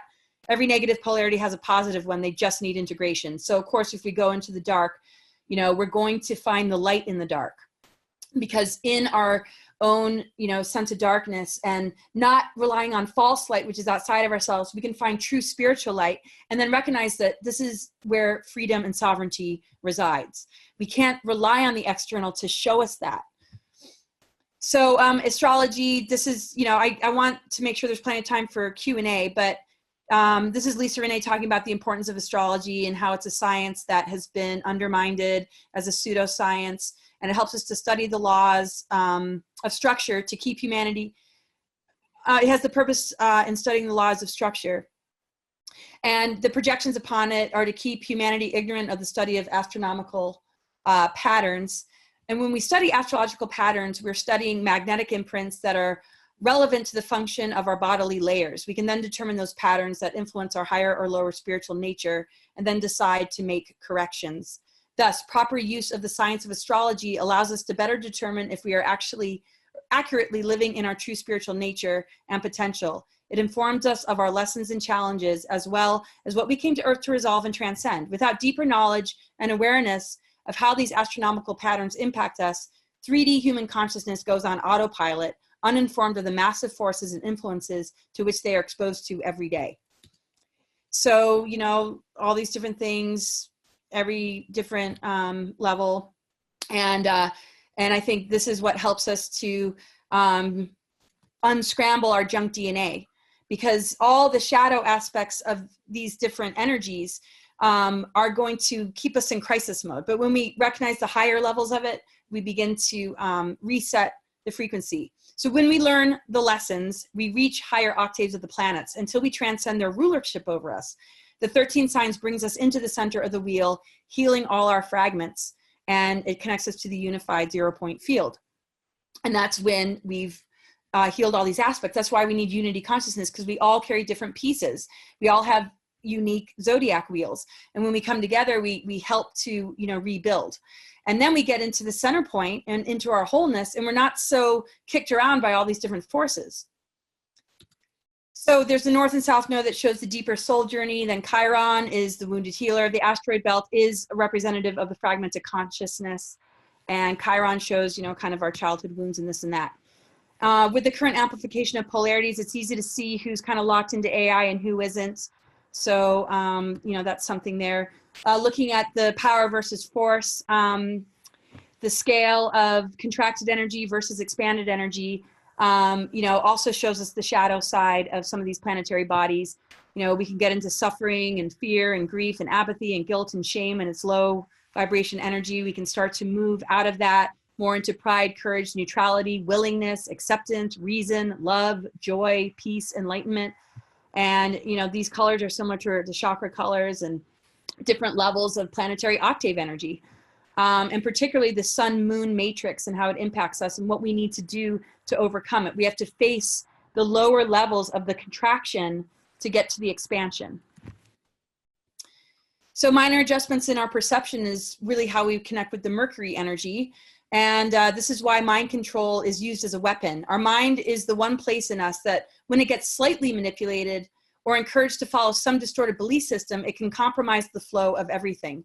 Trauma also can change our brain chemistry, and this is why it's inflicted on us for control purposes. Mercury rules the mental body, and it is also the magician. In mythologies, Hermes is associated with Mercury and has winged feet. He acted as a guide and had access to all worlds. The higher octave of our mind is to be the magician, which is a manifester capable of moving energy into action. It connects us with unlimited potential. Our mind can destroy us or set us free. It can guide us on our journey no matter where we are at, or it can limit us and confuse us until we feel anxious and fearful, which then blocks the flow. So if we can take the time to reset our thoughts when we are struggling, everything can change in no time, and we will start to feel a transformation take place. I mean, I just wrote this on Facebook recently, but I was thinking into the Mercury energy, and I was like, well, isn't that where we turn lead into gold? Of course. So, and this is what we were looking at with that, one quote. And, I found that after I wrote this, it's like, well, of course, if we're going to turn lead into gold, we need the help of Mercury. And then it's like, okay, there's got to be somebody out there who has written something about this, because it's pretty darn clear. And so just remember your mind, think about your mind. Mercury connects to the throat chakra. This is the number 5, connecting us to the ether. It's our choice to connect or disconnect. Yes, we're highly compromised. Yes, we're bombarded by all these things that distract us away from it, but ultimately we can stand back and think again. And that's our freedom of choice, is to be able to think again. Some schools of thought have led us to believe that we cannot activate dormant DNA beyond a certain point if the DNA is damaged. DNA upgrading activates higher consciousness, and it is a love story. Many world religions and governments work to manipulate our belief systems on top of all the obvious things like what has happened to our food and water, the geoengineering and stuff like that. How we have recognized our DNA being altered or messed with has many in fear that maybe we can't do this on our own. We certainly will get help, but we need to know, we need to just also be sovereign so that we aren't easily fooled. We need to develop our BS meter. I mean, there's stuff constantly coming at us. One of my favorite things to focus on is, how can we bring this world more into an internal process? What things out there help to redirect us home instead of out there? Because out there is a bit dangerous. Not to say that there aren't a lot of really great teachers out there, but aren't we the ultimate teacher? Isn't our life experience the ultimate teacher? And I just want to remind people that what is the biology or physics or energies behind these life experiences? Well, they come through these planetary energies and forces and elements and, our energy imprints that we are born with, things connected to genetics and things, there's just a lot of different factors. So let's go there and harness it and work with it and allow it to, be the ultimate guide. So the Melchizedeks are the genetic hosting race of the Earth's ascension cycle for the last 35,000 years. As of 2009, 2012, our planet went beyond this to prepare for the return of the 13th gate pillar of Mother Ark, the return of the goddess. We will feel into the mother energy more and more and recognize this power within ourselves as we, recognize that it's there. And, Keylontic Science, Lisa Renee, and, others have mentioned this shift going from this genetic hosting into this new timeline that is based on this activation of the core of the planet, this return of the 13 monadic core.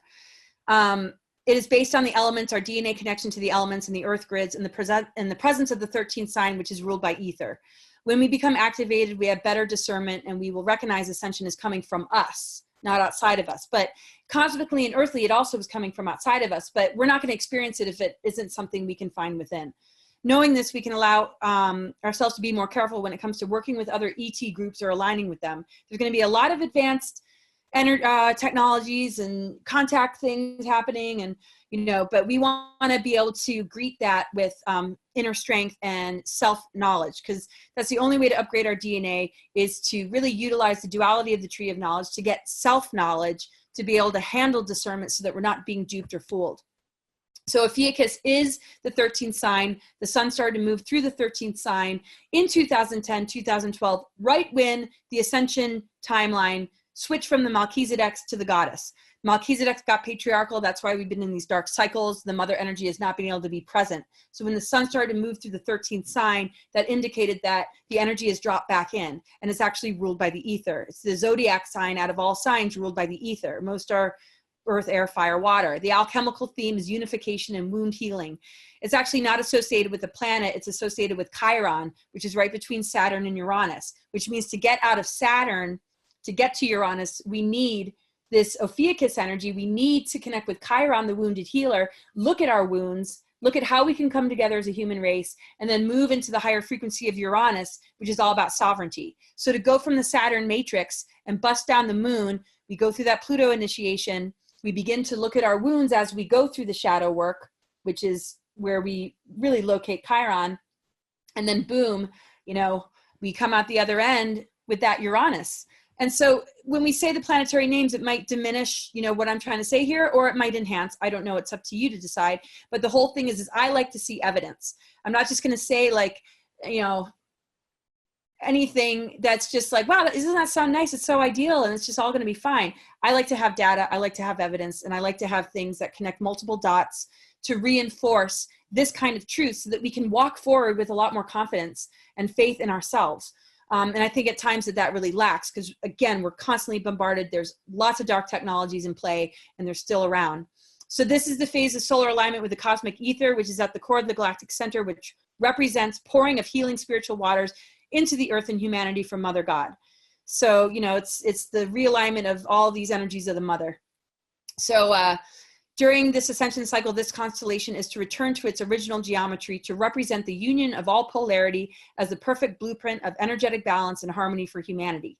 So the fact that the sun moved through the 13th sign, the fact that there's Venus transits, the fact that there's so much information connecting this Saturn moon matrix, it's very clear that we're moving out of the matrix controls. So hopefully this brings people more confidence about where we're heading, because this is what's real. The distractions are real too, but that becomes like a very dangerous trap for further digression if we don't recognize what's available, because this is the window to recognize it. This is what this ascension cycle is all about, is basically recognition. So fire letters are key codes at our DNA structural level that will be rekeyed to have access into these newly accessed higher reality light fields. And this is starting to occur in our subatomic layers, starting to drill down into our molecules and into our physical cellular form.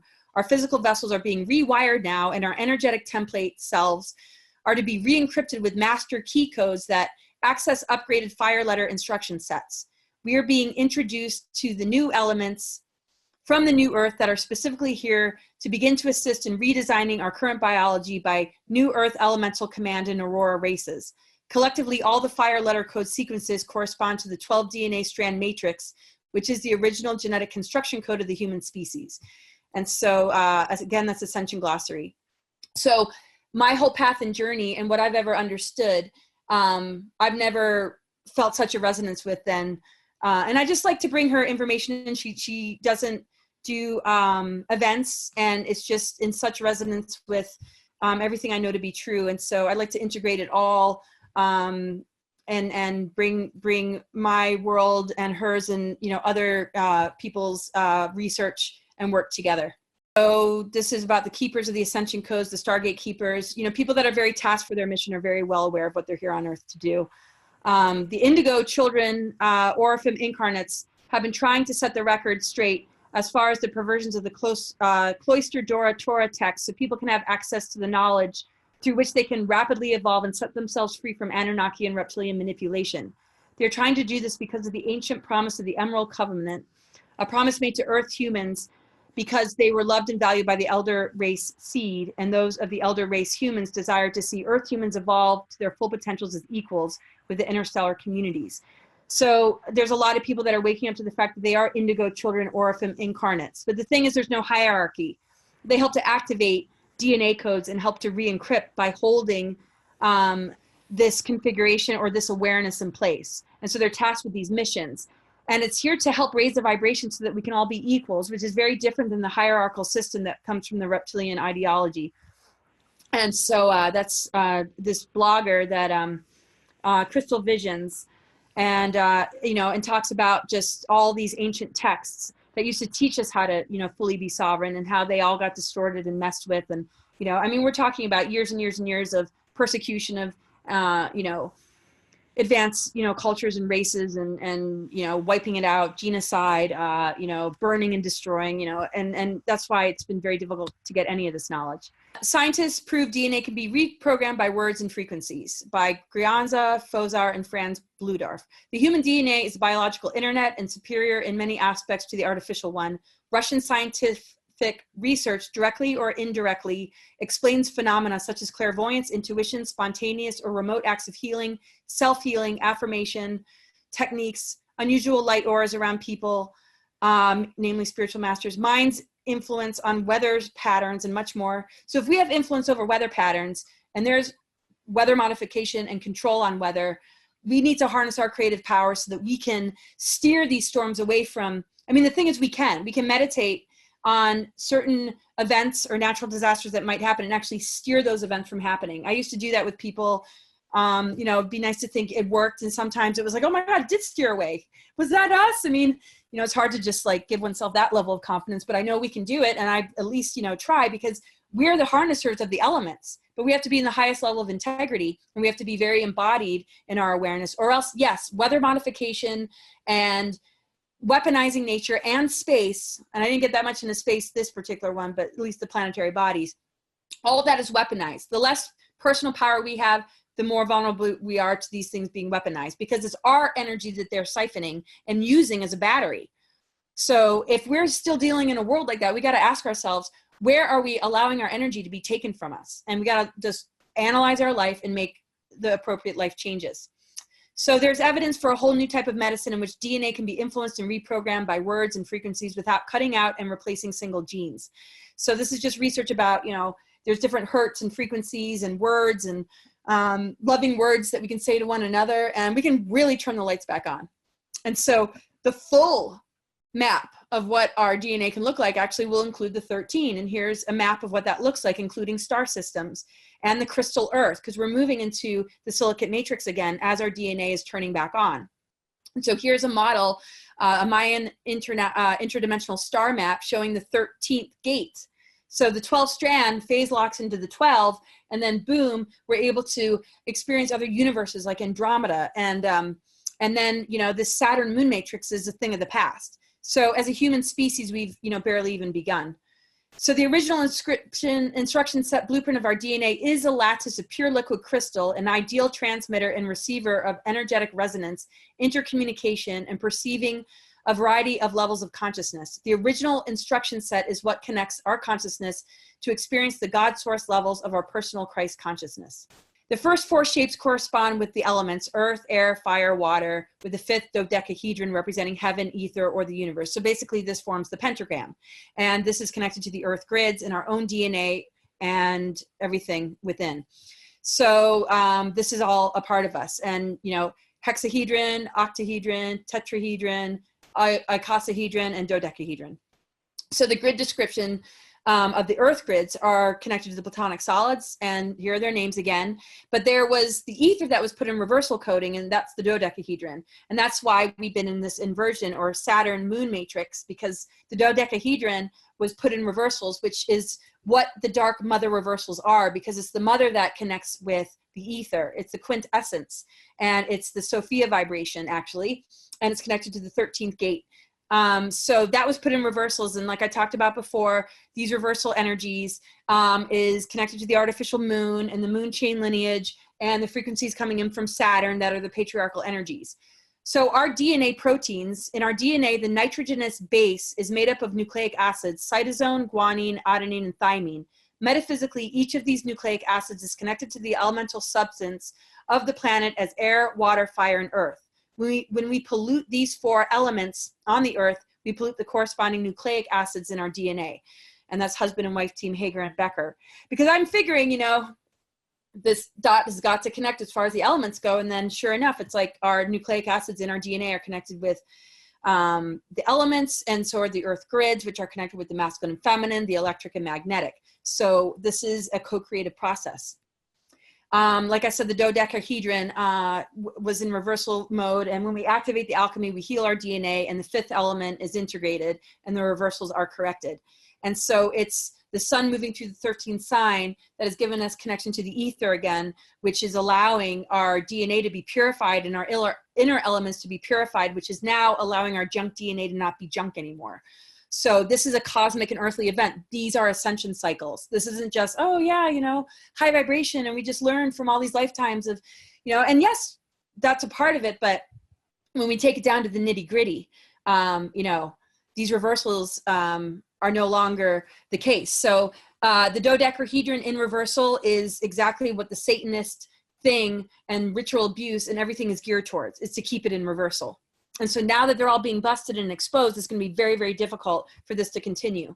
because it only works in the shadows. And if we can do the shadow work and go into the underworld, that's how we release ourselves from the grips of the satanic frequencies that have impacted our DNA.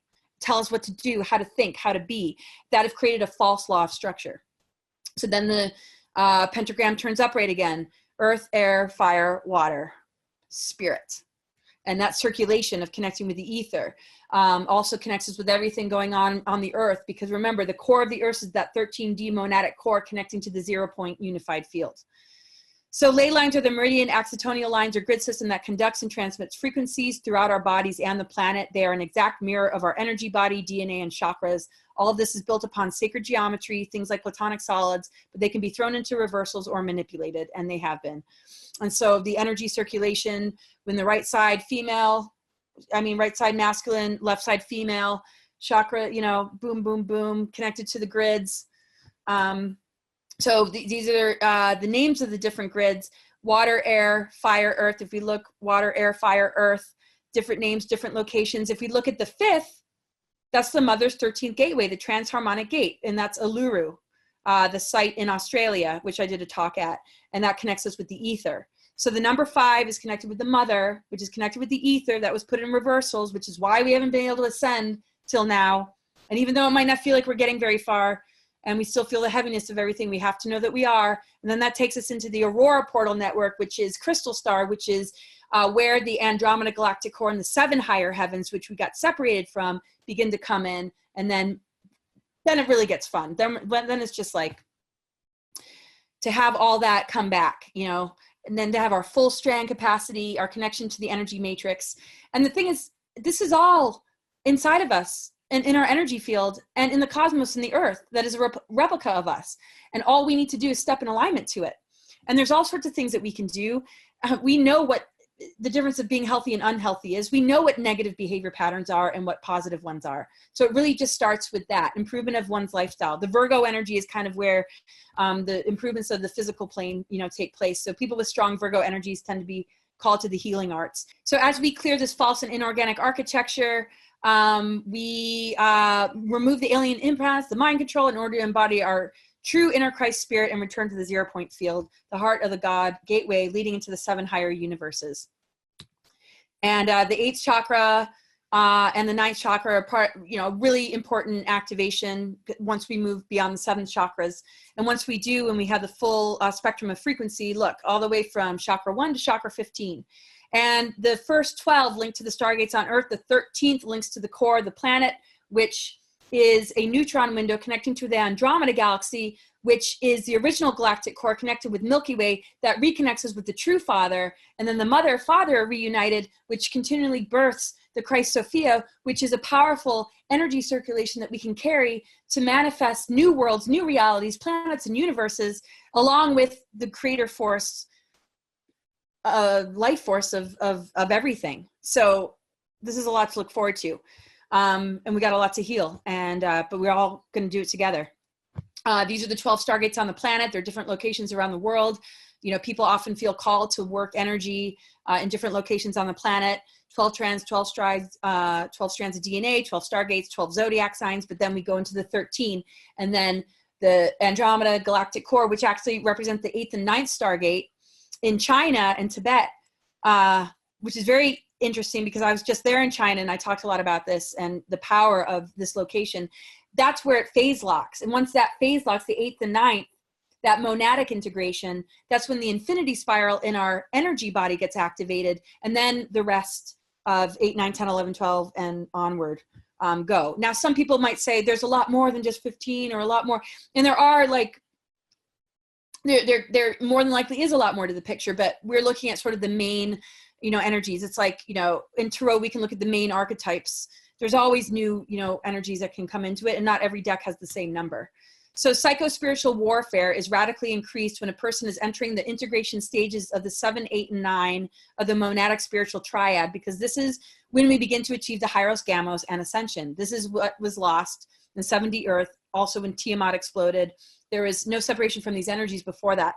So when we are trying to activate these chakras very often, and it's not like we consciously try, it's just, it's a natural progression on our spiritual path. Our soul journey is guiding us all the time and trying to get us there. But because of targeting and attack, very often when we're about to activate this, we fall into the feeling of defeat or failure. And we might not recognize it as an attack. We might all of a sudden have our vibration drop. It might be something in the news. It might be just a larger kind of attack. These, you know, dark forces do not want us to achieve this. So this is when you especially need support, and know that, you know, if you thought you were doing really, really good and then you're back at square one, it's probably because of a targeting. So just be very patient with yourself. A huge part of the spiritual path is recognizing it's a bit of a war zone. And that's part of just the alchemy, facing the lead, turning it to gold. We got to pull out one programming like at a time, you know, and we're all, you know, even if we're totally awake, I've been awake most of my life, but I still have stuff I'm constantly clearing. It might be based on a wound more or a trauma, you know, and some people might not have a whole lot of stuff they went through, and their programming might be more about what they were taught in history, you know, or something that, some rule they're playing by that really doesn't serve them. So you kind of get my point. So this is what it looks like, the infinity spiral. Gold and silver are very much the masculine and feminine balance. And there's a whole lot about more on this level that I could go into.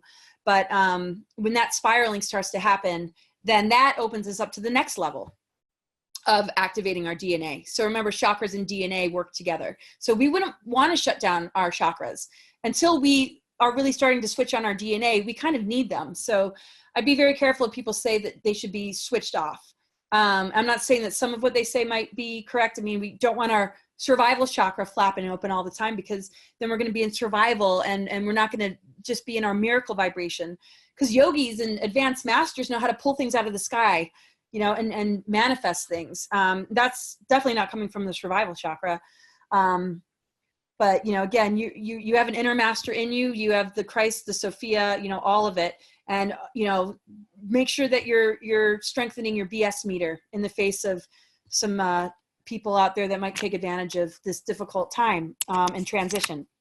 So these are levels of sacred marriage when we switch on our DNA. Level 1's called building wings. It's the 6 and 7 strands and chakras. Then level 2 is crystal lotus heart. That's the 8 and 9, the infinity spiral. It downloads into the 4th chakra, turns it into a lotus blue color. Because the thing is, when we activate the galactic, we don't want to not integrate it into our physical life, because the physical is not going to change, and we're not going to advance our physical vessel if it's just something that we only experience every once in a while.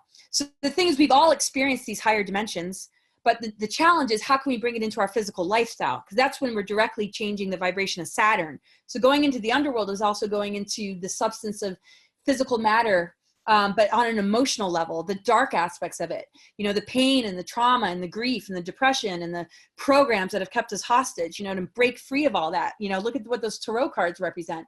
So anyway, that's part of the initiation into re-encrypting and re-healing our DNA. And then the Hyros Gamos, level 3, Hyros Gamos, Christos, hydroplasmic light, 10, 11, 12, avatar consciousness. We cycle all the way back to the system of Lyra, to the cradle of Lyra, where the first original wars happened that started to compromise avatar consciousness, and we go full circle. And so when we do this, we also heal galactic wars, and we heal everything, because we're no longer being compromised by it or being limited by it. So the Venus transits also turn it upright again. For thousands of years, it's been drawing a perfect pentagram in the sky and a sacred geometry of a rose. So the Venus transits, which has to do with the heart of the mother, when she wasn't able to be grounded in the earth body, a portion of her consciousness inhabited the Venus planet. And that planetary consciousness has been like, unconditional love, unconditional love. I'm just going to keep doing this orbit and this journey to help to correct this, so I can drop back into the physical body, which will correct the reversals of the dodecahedron, which represents the ether. Because that's where the dark mother reversals and sort of false idols and things that they did to manipulate our connection with the mother, and stories that just aren't fully accurate, you know, about Magdalene, which is connected to the Venus transit, the Venus archetype. So the planet Venus has been correcting this as well. And then when the sun finally moved through the sign of Ophiuchus, it was like 2010, right when the mother energy dropped right back in. So isn't it funny that this is coming from multiple sources, something I already tattooed like in early 90s, and there's actually real evidence.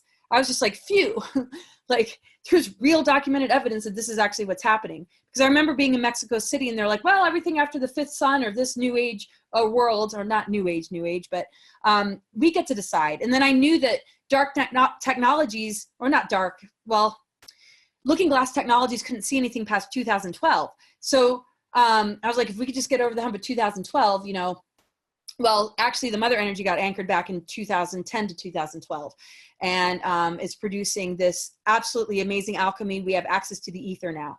So I'm sorry if I'm just like blah, blah, blah, but this is the sacred geometry that Venus creates in the sky as a planet. You can Google this and find pictures of it.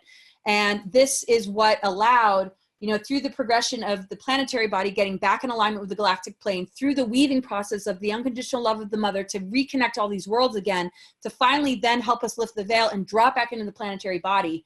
We can only stay veiled if we choose to stay veiled by allowing the Saturn moon matrix to keep us locked in. But there's no reason that we need to do that. We just have to do the inner work and know what we need to do to begin to dismantle these harmful programmings and begin to regenerate and rebirth. Go in and back out again and purify.